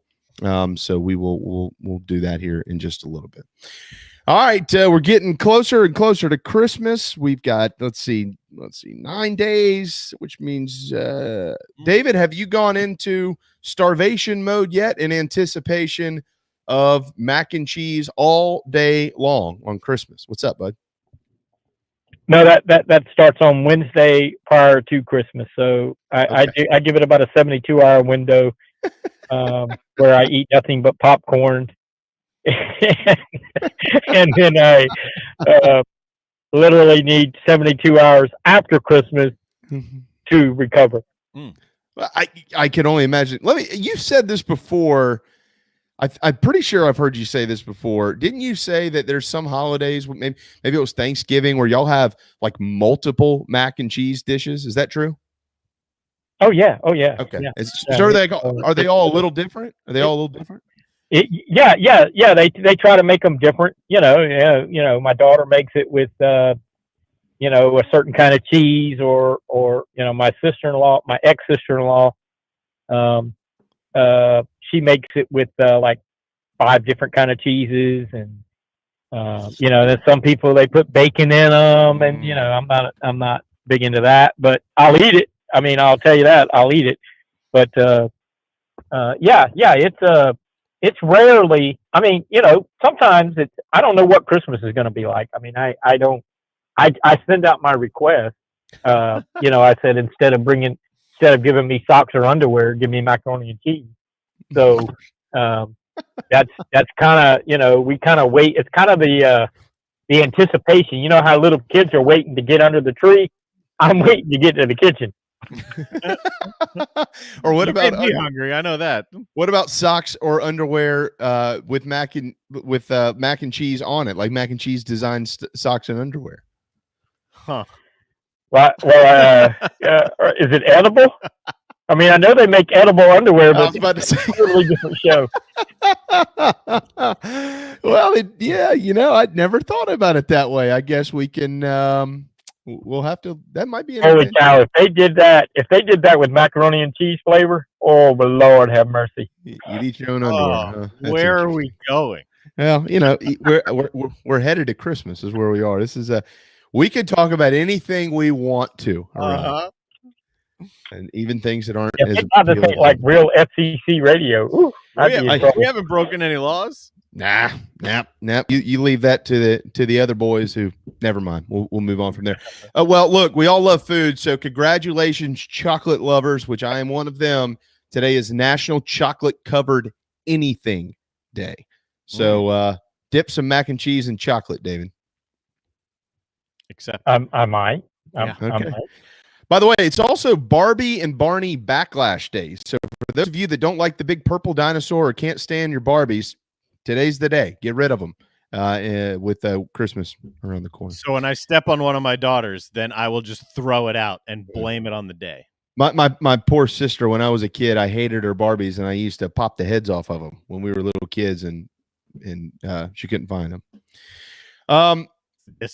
What are we supposed to be talking about? All right, so we're in the national signing period here. David Shelton, by the way, Post and Courier, mac and cheese enthusiast, covers high school sports, Charleston Southern, pretty much anything you want him to. He's really good at all of it. So let me ask you this. I counted. Now, these were the 24. It could probably be a little bit different, but largely any recruiting service out there, Mr. Shelton, Rivals, 24/7, whatever, is probably going to have them all somewhere in similar range. But I did count yesterday. I think it was 23 Power 5 signees from the state of South Carolina. That's not all signees, FCS, Group of 5 or whatever, but 23 Power 5 signees. What's a ballpark number in general in the state of South Carolina each year? Power 5 guys that generally sign scholarships or paperwork to go play at that level. That's a general, 20 to 30, somewhere in that range. Some years are better than others. I know that the class of 23 and 24 are already getting a lot of prospects, but now there will be, if you included the G5, the Coastals and the Georgia States and all those, in South Carolina, there'll be close to 50. There'll be a lot of kids signed in February that have not signed yet. Now Power 5, probably won't see. There'll be a few, because a few have kind of been holding out. But you'll probably end up somewhere in the 25 to 30 range, and then an extra 25 or so at the G5, and then a lot of FCS. I mean, there'll be close to 100 kids. Now, granted, we don't always know if they're walk-ons or if they're scholarship, but they'll sign with the intent to go to some of these schools, and like there'll be a couple of walk-on PWOs to Power 5 schools here over the next 2 months. They're going to try to earn a scholarship, and they're going to go to their favorite school, and hopefully they were recruited to that favorite school. But heck, the way it is nowadays, you go for 1 year, you don't like it, you can leave. I mean, that's right. You just go somewhere else. That's exactly right, man. It is so much fun to follow along. There's always some ridiculous drama out there, but then it's also neat just to see all these young men get their day, to be able, and young ladies in their respective sports. Excuse me, that's poor wording on my part. To get their days and be acknowledged for their hard work, and excited about. You talk about drama. It is. I mean, I'll be honest with you. And I know I'm old, and I've been doing this for 33 years. But football recruiting nowadays is boring. It is boring. The early signing period, in my opinion, totally sucks for people like me. It might be good for the colleges. It might be good for the kids. But I got into this business in the late 80s and through the 90s, pre-internet, pre-Twitter, pre-kids putting things up on the Twitter, with their top 5 and, announcing their top 15. Oh, it drives me crazy when kids do that. I mean, I know, hey, that's just not the way I would do it. But I grew up in this business in the 90s where you really had to wait until signing day, and then it was excitement and drama. I grew up in the era of, not when I say grow up, not growing up, but as a writer, covering this mess, calling kids the week before signing day, guys like Steve Davis or Wally Richardson or whoever, where everybody took visits during the month of January. Every weekend, the campuses were full of prospects. I was chasing down those guys with the phone, not with a Twitter. And I'm not talking with a cell phone. I'm talking with a real phone. And to me, that was so much fun. Signing day back then, and heck, I don't even know if either one of you were born then, but signing day back then was exhausting. like when it was over, it was like, okay, I need like 3 days to just unwind because you're chasing so many kids. You know, you got your connections at Clemson or South Carolina inside the coaching staff that they're calling us, wanting us to know what we're hearing. Now everybody knows everything, and it's done 2 months earlier. I don't like it. I don't even get excited about it, to be honest with you. We were born before the 90s hit, just to ease your to ease. Oh, thank God! I didn't know who I was talking to. I mean, Jamie, you look so young. I mean, I didn't. Yeah, don't even start that. Hey, Aaron might be pushing 40, but I wasn't sure. Oh, yeah, thank you. I've pushed past it already. Yeah, he's wow. into the 40s. Yeah. But he's looking young. He looks younger than I do. Exactly. That's my point. You covered me in high school. You know how old I am. All right. That all runs together, bro. I mean, you know how many kids I've covered. Now I'm covering kids.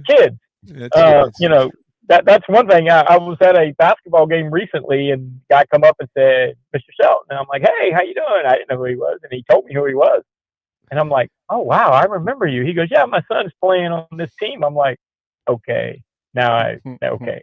I really didn't need to hear that. Oh, so you've got a kid in high school now, and I've covered you when you were in high school, but it's a lot of fun. It's a lot of fun. David Shelton, Post and Curry, you're a lot of fun as well. That's why we have you on the air. I do want to ask you about some of the prospects from this state. For those that maybe, happy birthday, Adam. That's great. He's 41. My birthday was on Sunday, Adam. So you wish me a happy birthday. I wish you a happy birthday. How about that? No, I'm just kidding. It's not a big deal. At the top of the list in this state, David, the top player, according to pretty much everybody, is Jalen Sneed, and he's now officially inked with Notre Dame. Marcus Freeman staying on up there certainly helped that cause. Clemson cleaned up after that, and rightfully so. They've been very good, excellent football program. Jaden Lucas, Adam Randall, Antonio Williams, Colin Sadler, the tackle out of Greenville. They're all Tigers. But I want to ask you about a couple of names who have made commitments in the last 3 days because they were kind of late bloomers on the recruiting scene. Both of them are going to go to South Carolina. That's not why I'm asking you. I'm asking you because I don't know much about them as players. I've never seen them play or anything like that.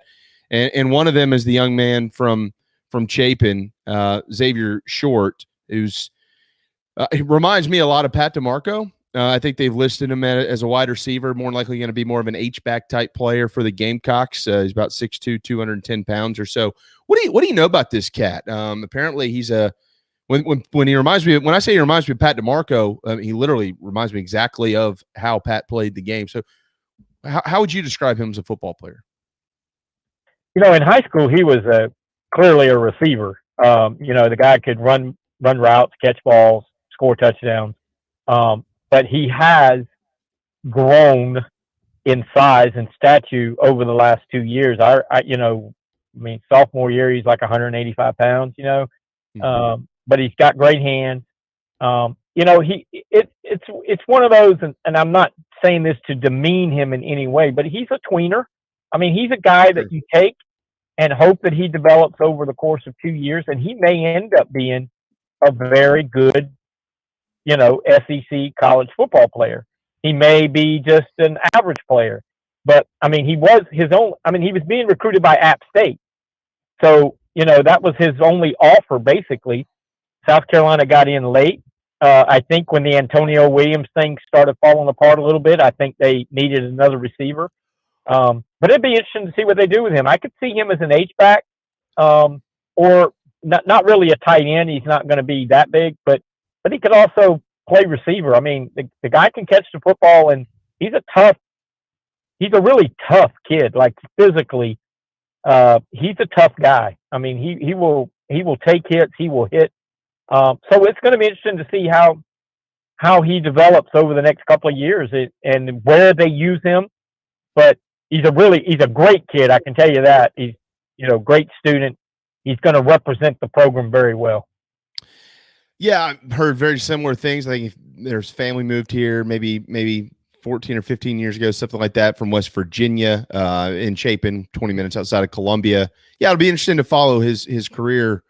Certainly, David. I feel like there's a lot of players like that in South Carolina every year who You look up in a couple of years and you go, damn, that kid's pretty good. How the hell did he get out of this state? Or where did he come from? Let me ask you about a couple of quote quarterbacks, at least as they stand today. One is committed. One, as far as I understand, is not, but maybe headed to Orangeburg. That's Zane Dunham from Chester. And then I also want to ask you about DeQuandre Smith, the quarterback out of Spring Valley. He has announced for South Carolina. He's not signed. Zane Dunham, I don't believe is announced officially for anybody, but it looks like he's headed to play for the Bulldogs in Orangeburg. What type of young men are they as people, of course, and as players? Well, they're both really good players. DeQuandre Smith has an offer from Georgia State to play quarterback. His offer to play at South Carolina is as a safety. All throughout the season, he maintained, I want to play quarterback, I want to play quarterback, I want to play quarterback. And he's a really good quarterback, but he's a very good athlete. So I could see him making sort of an R.J. Roderick, played quarterback in high school, goes to college, becomes a safety. So we'll see what he does. If he goes to South Carolina, he will not play quarterback. I know that. He will be in the secondary. They will recruit other quarterbacks. He's not polished. Same thing with Dunham at Chester. He's not a polished guy.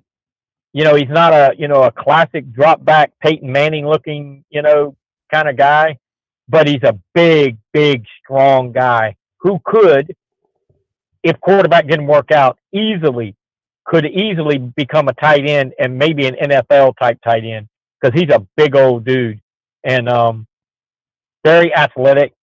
Again, if you watch his film, he's not going to wow you with his mechanics and things, but he is a guy that makes plays, sort of like Smith. They're really good high school football players. I guess that's the way to put it. And when you get really good high school football players, you get them in your program, then you decide what's good for them. Hunter Renfro was a wishbone quarterback in high school. And last I checked, he's one of the best receivers in the NFL as a slot guy. Yeah. So, and you talk about a guy that was a walk-on. So these guys are athletic. They're physically strong and good size. You get them in and you find out what's best for them. And like I said, I think Dunham, the guy's been like a 4-year starter at Chester. He was, and when he was a freshman, he was like 6'2", 220. He's about 6'3", 240 right now. Got a strong arm. He's just not polished as a quarterback. So we'll see what they do. So the Dunham kid, if he's at SC State, he'll have a chance to play quarterback, right? I would think so. I think they'll give him that first look, and depending on, I don't even know who else is in their program other than the guy Corey Fields that's there now. But I think they'll give him a look at that and try to develop him. Bennett Schweigert's a good quarterback guy, so they and like I said, he does possess the arm strength. So we'll see. But he is a guy. I likened him to like Dante Culpepper back in the day. Dante was bigger, but this guy's big. He and the South Point quarterback are just big dudes. And so we'll see what they do with Dunham. But certainly, my point is both those guys, if they don't play quarterback, are good enough that they'll play somewhere on the field. For those that may have heard the name Bennett Schweigert, former Somerville Green Wave quarterback. Matter of fact, him and Michael Flint were teammates at South Carolina and good buddies. Bennett played for the Gamecocks, now is the offensive coordinator at South Carolina State, and I've got it on pretty good accord. He is a darn good one, probably a name to keep an eye on in the future to move on and up somewhere else. I want to ask you about one more quarterback. This young man has intrigued me. Know some coaches who know him and they like him as a prospect. And with the transfer portal and quarterbacks in and out of it year in and year out, you just kind of wonder about his future. And that's Ryan Berger up there at Myrtle Beach. Right now he's signed with App State. He's a 6'3", 190-pound QB. Just your thoughts on him as a prospect and maybe what could happen in his future, again, with the leniency of the portal and how you can move around. And I know App's hoping to have him for 4 years. But you never know, and he's a guy I've heard kind of fits in that mold. Yeah, he's well, he looked really good at the North-South game this weekend. Threw 2 touchdown passes. Very, very accurate thrower. Smooth in the pocket. He ran a little bit more this year. At Myrtle Beach, had 300 or 400 yards rushing. But he was very accurate as a passer. 70% completion rate. I think personally, and I'm not a quarterback guru, but I think he's going to the right school. I think App State is a perfect fit for him. What happens 2 years from now?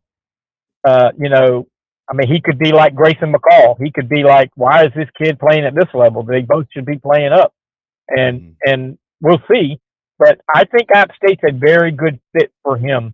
What they do offensively, he won't have to play immediately because Chase Bryce has announced he's coming back.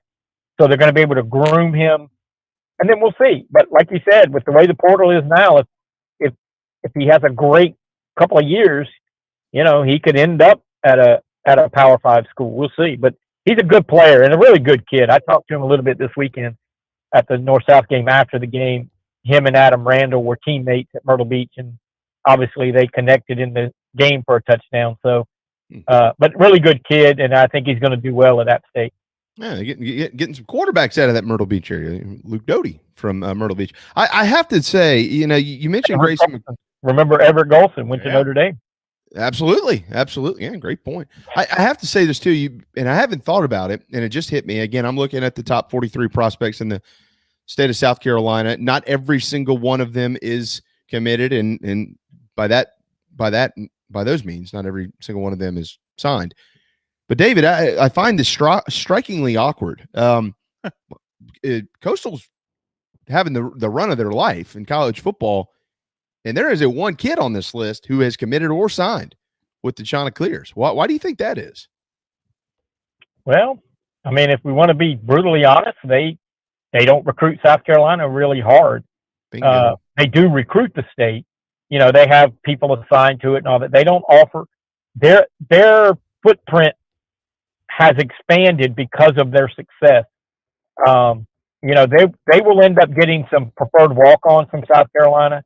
But Jamie Chadwell, when he was at Charleston Southern, did not sign a lot of in-state kids. Right. They have connections in Georgia and Florida and Tennessee and North Carolina. And like I said, it's expanded with their success and their publicity. But they have a lot of guys that played high school football on their staff in South Carolina. So I think they're still always recruiting, but either they don't get them or they don't offer enough of them. But I think you'll see a couple, like I said, in February, I think there's going to be a lot of kids that are signed or preferred walk-on signings that will go to places like Coastal, Furman, Charleston Southern, South Carolina State, that kind of thing. Their recruiting is really, at those levels, is kind of just starting. Charleston Southern signed 7 or 8 guys yesterday, and they're going to sign 15 at least in February. So they got to wait to see what's left, and not that Coastal has to wait to see what's left because they're at a different level, but they will get some kids late. And that some of those, I don't know if they'll be ranked in the top 50. I don't know where they'll be ranked, but they'll get some kids. Good for Coastal to not really have to worry about recruiting South Carolina and build rosters like they've built these last couple of years. It's impressive for a school with less resources. And that's what winning does. Yeah.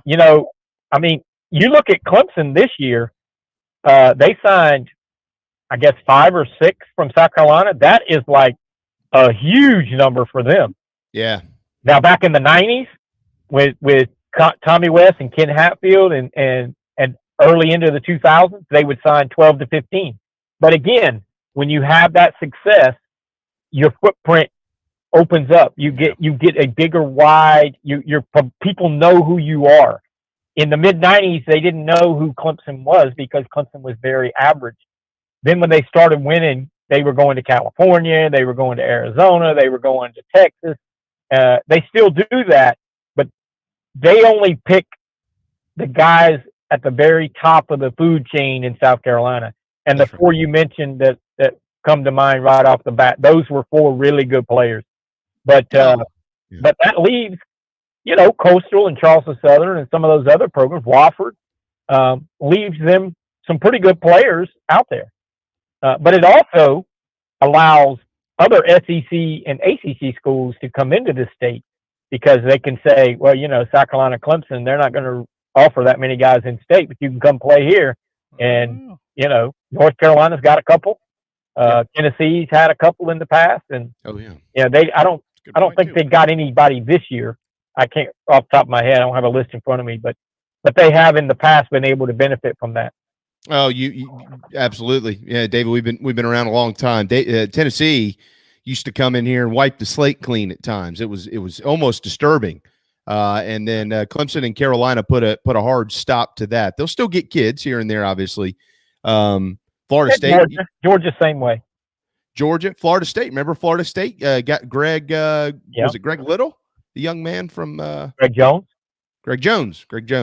Gold jacket, green jacket. They got Bull Wares. Out of Spring Valley. They got Chad Bates they got Kevin Long out of Somerville. Yep. Florida State's had a pretty good run of Palmetto State kids on their rosters. Certainly. Yeah. I mean, largely, obviously, the Tigers and the Gamecocks have shut those doors, but yeah, there was a time where you would look up and it was some kind of something. All right, final two quick questions. Only a couple of minutes left, and then we're going to let you run, my man. But outside of Demetrius Watson at Fort Dorchester, anybody else? Who else in our area here in the Lowcountry signed letters of intent? Two guys at Goose Creek, Demetri Simmons, running back, and Jaden Johnson, the offensive lineman, both signed with South Carolina State yesterday. And we may have a few. That's pretty much it. We may have a couple in the February signing period. I think Josh Shaw at Hanahan may end up at State as well. Won't be any big time guys except maybe Jacob Ashley, the offensive lineman at Oceanside. He was committed to Charlotte. He's not anymore. Don't know the reason why, but he may end up with a G5 type offer. But next year, I think we'll have several kids get that opportunity. By the way, just a personal note, even though I don't know the kid, good for Simmons, the running back at Goose Creek. If you haven't seen him, Shelton's seen him a million times. Kid can play, and he gets the ball basically every time they snap it. And he didn't really have an offer until really late in the process. So hopefully he can take advantage of it. That's great. Yeah, right now he's nursing an ACL. He tore it in basketball a week ago. So no. He's probably headed for a red shirt at State, but you're right. He's a tough kid, 185 pounds, but man, he takes a lot of carries and takes a lot of licks. Wow. Final one. This is just out of curiosity type question, but of all these prospects that have signed, again, congratulations to all of them. Which one to you is most intriguing, just in your eyes? Somebody that you are really going to be following their career. He's a kid maybe you've seen and you liked him, and you just kind of want to see what the future holds. Is there somebody that stands out? There's a couple. I mean, there's a few. I think it's going to be interesting to see. You mentioned, we talked about him earlier, how Xavier Short fits in at South Carolina. Again, not a highly regarded big-time prospect by a lot of all these services and whatever. I guess that's 3-star.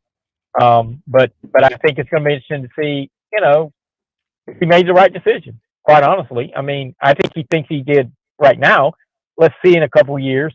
I like this. I think that Antonio Williams and Adam Randall as two receivers at Clemson at the same time, I'll be following them to see how they mature and develop over the next couple of years. They're both really good high school players, but to play at that next level, you got to take it to the next level.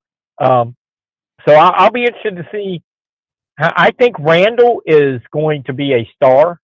Williams, we'll see, but Williams has a lot of explosive ability. I mean, the guy gets it and goes. So I think he's going to fit in well there with that new quarterback coming in for Clemson, Klubnik. I think they feel like they recruited for this quarterback for the next couple of years. And Colin Sadler, the lineman, is going to be may play very early. I know they return most of their linemen, but that's not all good because they're not all real good. So I think Sadler may, if he can adapt to the offense and get in the playbook, I think he's got a chance to play early. Yeah, I think it goes without saying Jalen Snead is going to be probably pretty good at Notre Dame, but I'm excited to see the Lucas kid play at Clemson. I like his game, and I'll throw two other names out there. I love the safety from Irmo who Carolina got. I think he's one of those under-the-radar guys, Nick Imawari. And I've said this for 2 years, so I better say it again. I'm really intrigued by CJ Stokes and what he's going to be able to do up at Michigan. They're in the playoff now. So he's going to have a spotlight on at some point in time. I love his game, and it was neat to see him sign yesterday. Congratulations to him and everybody else. But interesting group of players. Hey, man, we're going to let you run on that note. Scott Glaze has been very patient to get him in here to talk about Tiger Woods, but we wish you the merriest of Christmases with your family this year. David, I hope you eat all the mac and cheese your body can possibly handle. And once we're back on the air at the first of the new year, we can't wait to get you back in and talk some of this stuff, and we'll turn the page to high school hoops and things of that nature as well. But thank you and Merry Christmas, brother. Thank you, and Merry Christmas to both of you. And now that Scott's going to come on and talk about Tiger Woods, I will listen because I am so psyched for Tiger Woods. Me too, man. Thanks, David. See ya. Man. There you go. David Shelton, Post and Courier. Timeout. Scott Glaze up next. Hopefully, you won't ever need legal help for a catastrophic injury or health issues from a medical drug or device. But if you or a loved one suffers injury or loss, Motley Rice LLC is a nationally recognized law firm that is right here in Mount Pleasant at 28 Ridgeside Boulevard. Thank you, Motley Rice, for sponsoring the JB and Goldwater Show and the Big Gamecock Preview Show. Visit motleyrice.com for more. motleyrice.com. This is Mike Mazzell for Stokes Volkswagen on Ashley Phosphate Road. You know what happens when you sell record numbers of new vehicles? That's right, we take in record numbers of local trades. Despite what the news is saying, quality pre-owned vehicles really aren't that hard to find. You just need to know where to look. Stokes Volkswagen on Ashley Phosphate and on the web at stokesvw.com. We've got over 1,200 pre-owned cars, trucks, SUVs, and all at a fraction of the price when new. Every vehicle has been inspected and reconditioned, many with the balance of factory warranty. Best of all, at Stokes Volkswagen, you don't need perfect credit to get approved for a quality pre-owned vehicle. And we'll take any trade in any condition, even if you owe thousands more than it's worth. Don't forget, we'll buy your car even if you don't buy a car from us. You're going to love our pre-owned selection, I guarantee it. So come see us today at Stokes Volkswagen on Ashley Phosphate or stokesvw.com. Peace and love at Stokes VW. Negative trade equity financed a new loan, subject to lender approval. Wando Power Equipment, the trusted home of Hustler zero-turn residential and commercial mowers. There is nobody more trusted in South Carolina than our friends from Wando Power Equipment. They've been providing elite commercial and residential service for over 30 years. Landscape Services have turned to their selection of Hustler zero-turn mowers like the Raptor. Bigger, stronger, faster, and the most durable Raptor Hustler has ever designed. Located on Daniel Island and online at wandopower.com. Wando Power Equipment, owned by the Price family, the home of Hustler zero-turn mowers, rentals, service, and specializing in family and friendship. Family vacations, a new car, a new boat, all cost money, but you don't necessarily have to make more to afford any of that if you can save cash that's flying out the window now. iHelp Consulting can help you finally get the kids to Disney World, upgrade the minivan, or drop that new boat in the water next summer. Let Daniel and iHelp Consulting consult with you. No fees, just savings. You pay them a percentage of those savings. Save on essential services, credit card fees, you name it. Let them find it. These folks are incredible. iHelpConsulting.com. How can I help you? You hear me talk about Dog and Duck all the time, and there's no other place I'm going to watch my college and NFL than the Dog and Duck. They have 3 locations, Bell Hall, Park West, and Clements Ferry Road. They have specials all football season long, like $12 pitchers of their own D2 brew, $5 pints of Sierra Nevada, weekly pick'em sheets with prizes, and the best wings in town, bar none. For all your football, college, and NFL, the Dog and Duck, Clements Ferry Road, Bell Hall, Park West. All right, guys and gals, we all know it's the holiday season and you've opened up your playbook for gift giving. Don't dig too deep because I have the perfect stocking stuffer for your favorite team.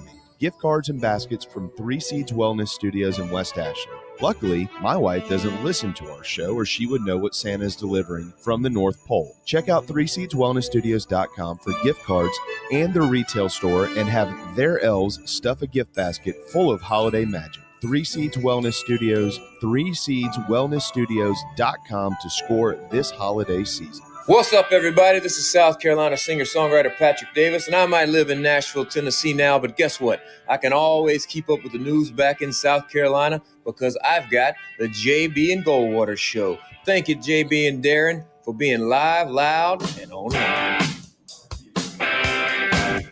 All right, 1:45 Thursday afternoon. Welcome back. The JB and Goldwater Show, very proudly presented by Motley Rice. Causes, not just cases. MotleyRice.com. Out to Hollywood we go. The North Pole. Where we find the one and the only Scott Glaze. What's up, man? What's up, guys? I mean, I feeling very festive. Christmas is coming early. We get to see Tiger Woods play golf again 1 week before Christmas. So I'm in the spirit. I'm ready to go. It's great. It's awesome. What a whirlwind the last couple of weeks. We talked, I think, 2 weeks ago, and we just saw Tiger hit a golf ball. Now we're going to see him in competition, so to speak. So this is great, and looking forward to it. Great time of year. I mean, holiday season, 75 degrees. This is great for the golf business. Oh, no kidding. Speaking of that, by the way, everybody, we do have a couple of winners for rounds of golf to Stono Ferry. Darren, I'm actually gonna hold off one more time and just announce them in the morning because I'm still waiting on somebody to clear me to say their name publicly. We don't want to give away things and ruin someone's Christmas. But all of you, it's anybody stepped outside lately? You've seen the weather. What a time to play golf in December. And for those in your family that are golfers, how about StonoFerryGolf.com? You can head out there. You can get something from the pro shop. You can buy them around the golf, get them a gift card, even get them one of the biggest and tastiest hot dogs in the world. StonoFerryGolf.com this holiday season. Get them some balls and a round of golf. What a great gift for dad or something like that this year. All right. Does this seem real? Like, doesn't it seem like we just got the news about Tiger and now all of a sudden him and Charlie, this video comes out, how similar they are. He watches the video. He's, you get all the feels, and now he's going to be out there this weekend. So is he actually playing, or is he just going to be in a golf cart? He's going to play. I saw that same video that you referenced. I think that is great. How I don't know how Tiger's made it a year without seeing the video of him and Charlie's mannerisms and how similar they are. I love that reaction from Tiger, but yeah, I know. I think it's just a kind of a testament to how fast time flies. It's crazy.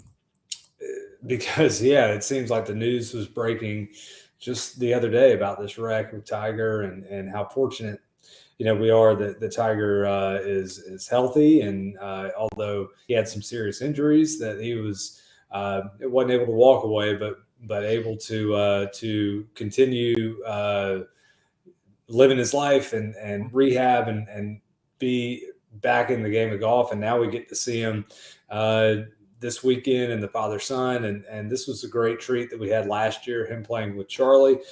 It obviously means more now, I think, to the entire golfing world and especially to Tiger coming off of the wreck. It just means so much that he's going to be able to experience this with Charlie. This is like a major championship for Charlie. I know it was last year. And I think Tiger probably circled this date, I would say maybe a couple months ago when he could maybe foresee the potential playing in this solely because of his relationship with his son, Charlie. Yeah. If this was just a normal kind of hit and giggle or skins game or whatever it is, I don't think we would see Tiger playing. But because of the connection, the father-son connection, the relationship that Tiger had with his dad, and now the way he's nurturing his son, Charlie, and their relationship, this is a big deal for the both of them. And it's great. It's been great to see Tiger hit the golf ball again. And we talked about it last time we talked about how everything Tiger does is calculated.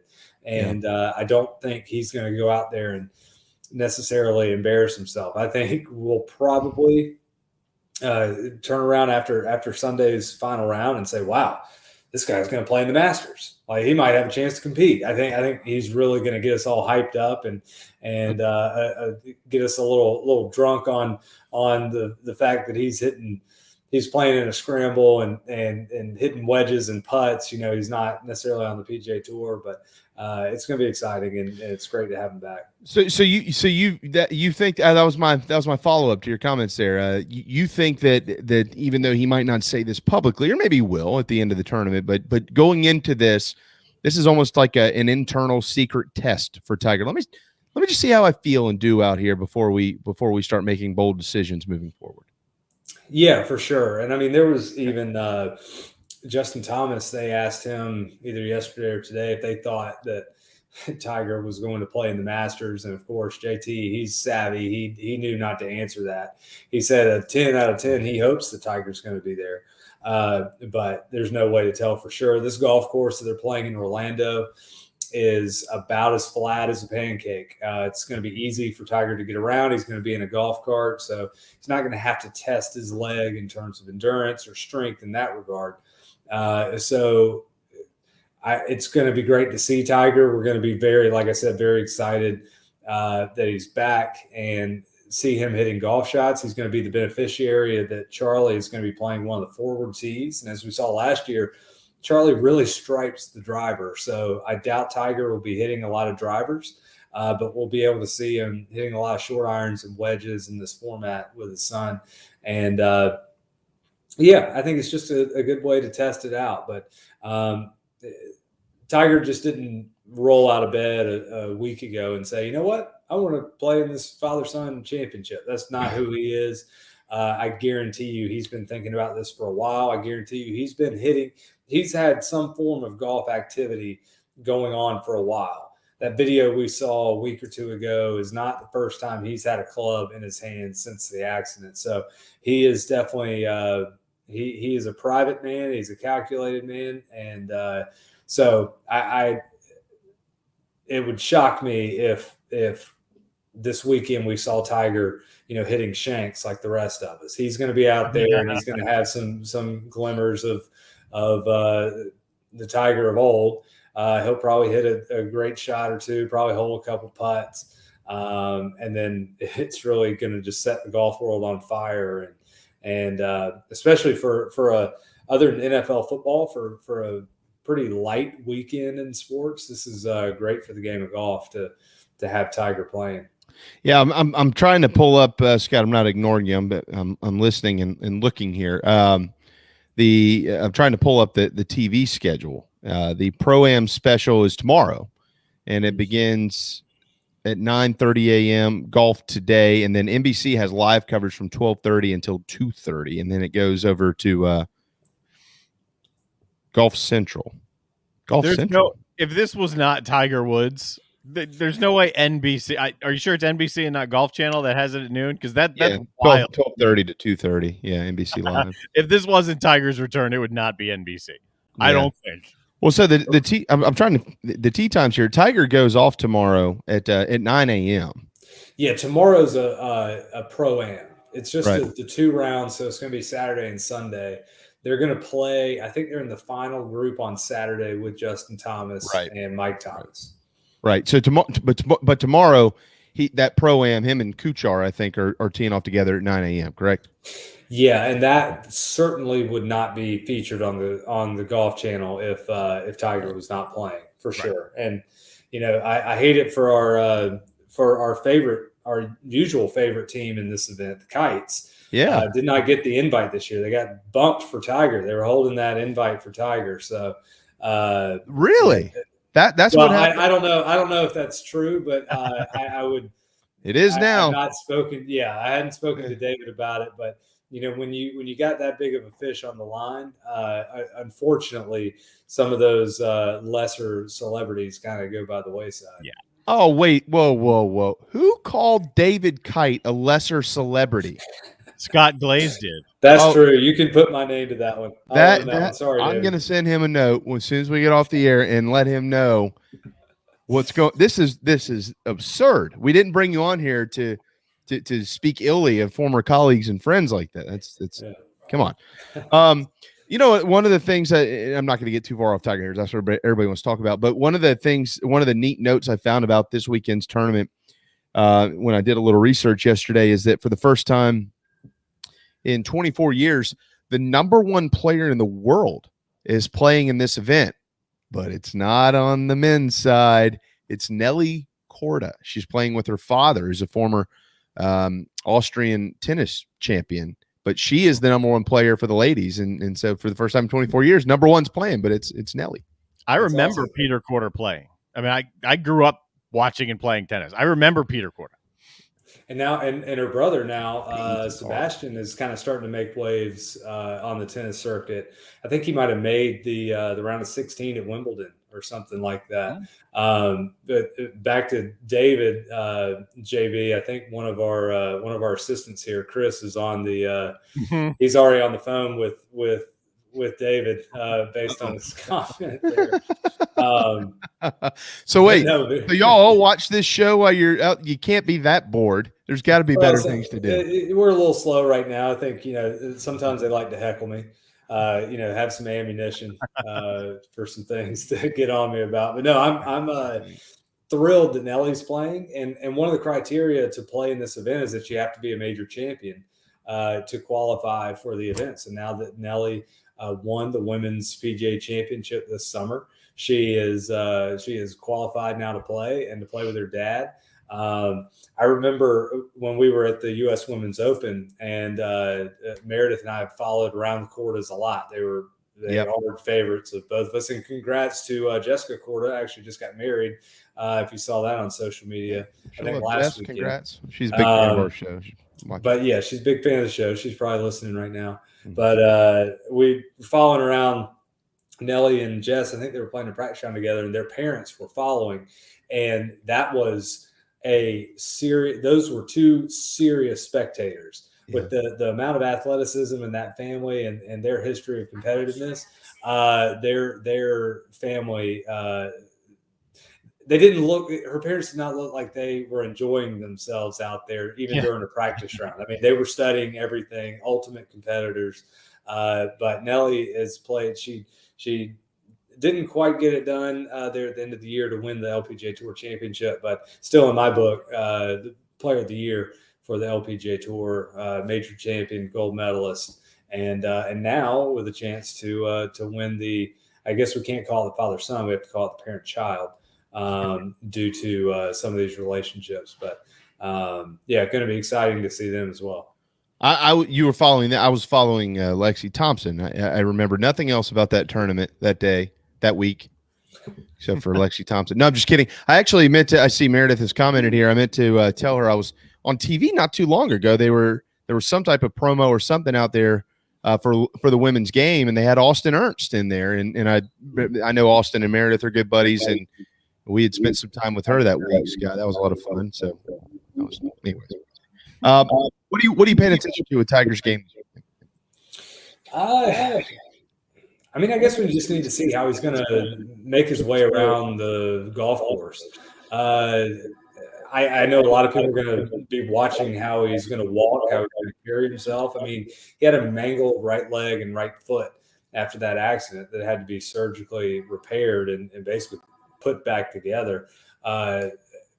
And so his mannerisms, the way he's going to carry himself, we're certainly going to pay attention to his golf swing. His golf swing is probably going to look a little bit different. The pace and the tempo will probably, actually, I know it will be much different, considering the fact that he is playing on that surgically repaired leg. I don't foresee, as I said earlier, I don't foresee him hitting a lot of drivers if he doesn't have to. We saw this last year with Charlie playing the up tee, one of the more forward tees. Charlie would go ahead and rip the ball down close to the green or in the fairway and turn back and give the thumbs up to Dad. And Tiger just put the driver back in the bag, put the Tiger head cover right back on on the big stick there. So I don't think Tiger's going to be hitting tee shots unless he has to. We'll probably see him hit tee shots on par threes. It is a scramble format. So we'll get to see him hit a lot of short irons and wedges based on where they'll have Charlie playing. And I think because of that, he will look really good because that's what he's had the most time with is his short game, rehabilitating that leg and foot. So I think Tiger will look good. It's just going to, I think with each chapter we have in this Tiger story, I think we see more gratitude from him. And I think we'll continue to see that, this quote unquote new Tiger. I think we'll just get even more of that. And we'll see a lot of excitement out of him, a lot of encouragement towards his son. But at the same time, I think it's great how once the two of them go into battle, so to speak, once they get in the throes of the round, how they both lock in. Yeah. And Charlie definitely gets that from his dad. So even though Tiger might call this type of tournament a hit and giggle, when they're in between the ropes on those 18 holes, they're going to be taking it seriously. It's going to be fun to watch. And it should be. The Thomases are favored, I think, at 2-1 odds, but Tiger and Charlie are not far behind. They are, I think they're like 10-1 odds. At least that's how. It's also shocking you can bet on this, but they were. I think Caesar Sportsbook had them at 10-1 odds. That was not my impression when you said that. My first impression was not, "Wow, you can bet on this." It was, "Oh man, I forgot to look and bet on this." Well, if you think you have a problem, ask yourself this question. When's the last time you bet on an 11-year-old kid and a guy with one leg in golf? About 5 minutes from now. Yeah, right.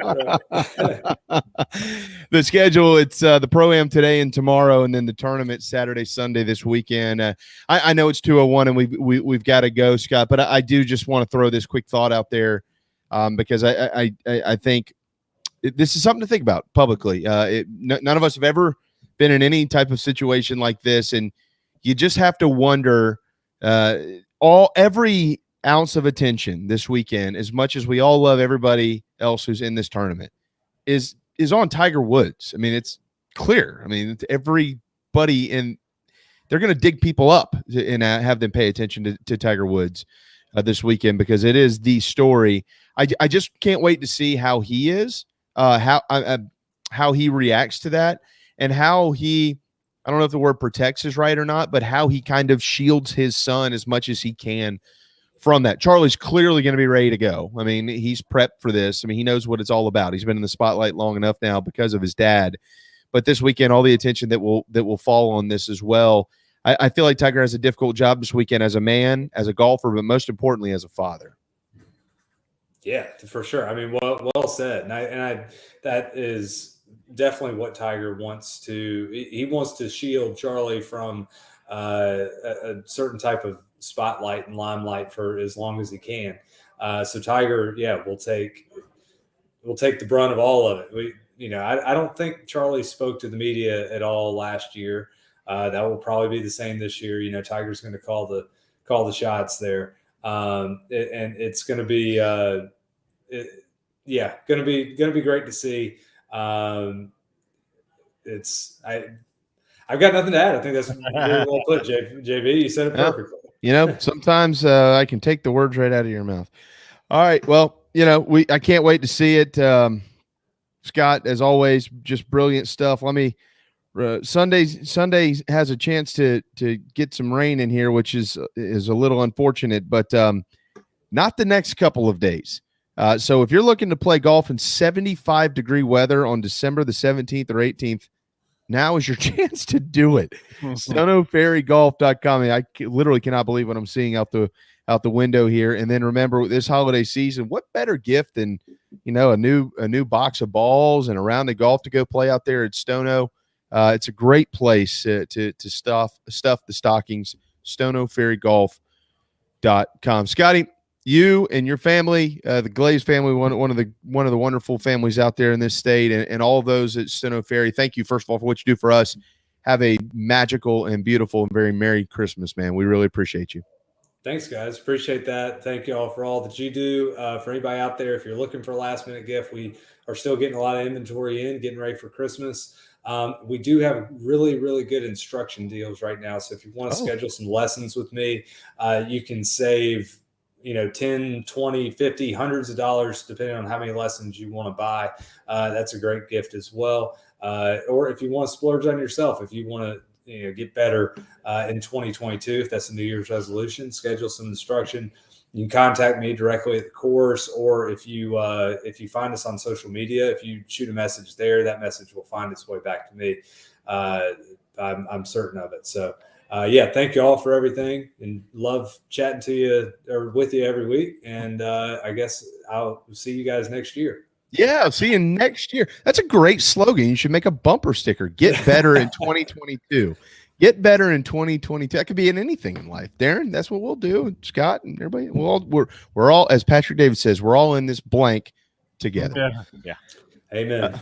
All right, man. Thank you. Merry Christmas. All right, guys. Merry Christmas. We'll see y'all. Scott Glaze, StonoFerryGolf.com. Didn't get the post-up careers recruiting resume in today for the Gamecocks. We will tomorrow, though. There's plenty of stuff on there. May even change. I don't know. Maybe something happens today. It could. It could. And to bounce off your comments there, we're going to have Perry Orth tomorrow. He's watched Spencer Rattler inside and out in his career. He's going to evaluate Spencer Rattler as a quarterback in South Carolina. Clearly, he coached Luke Doty.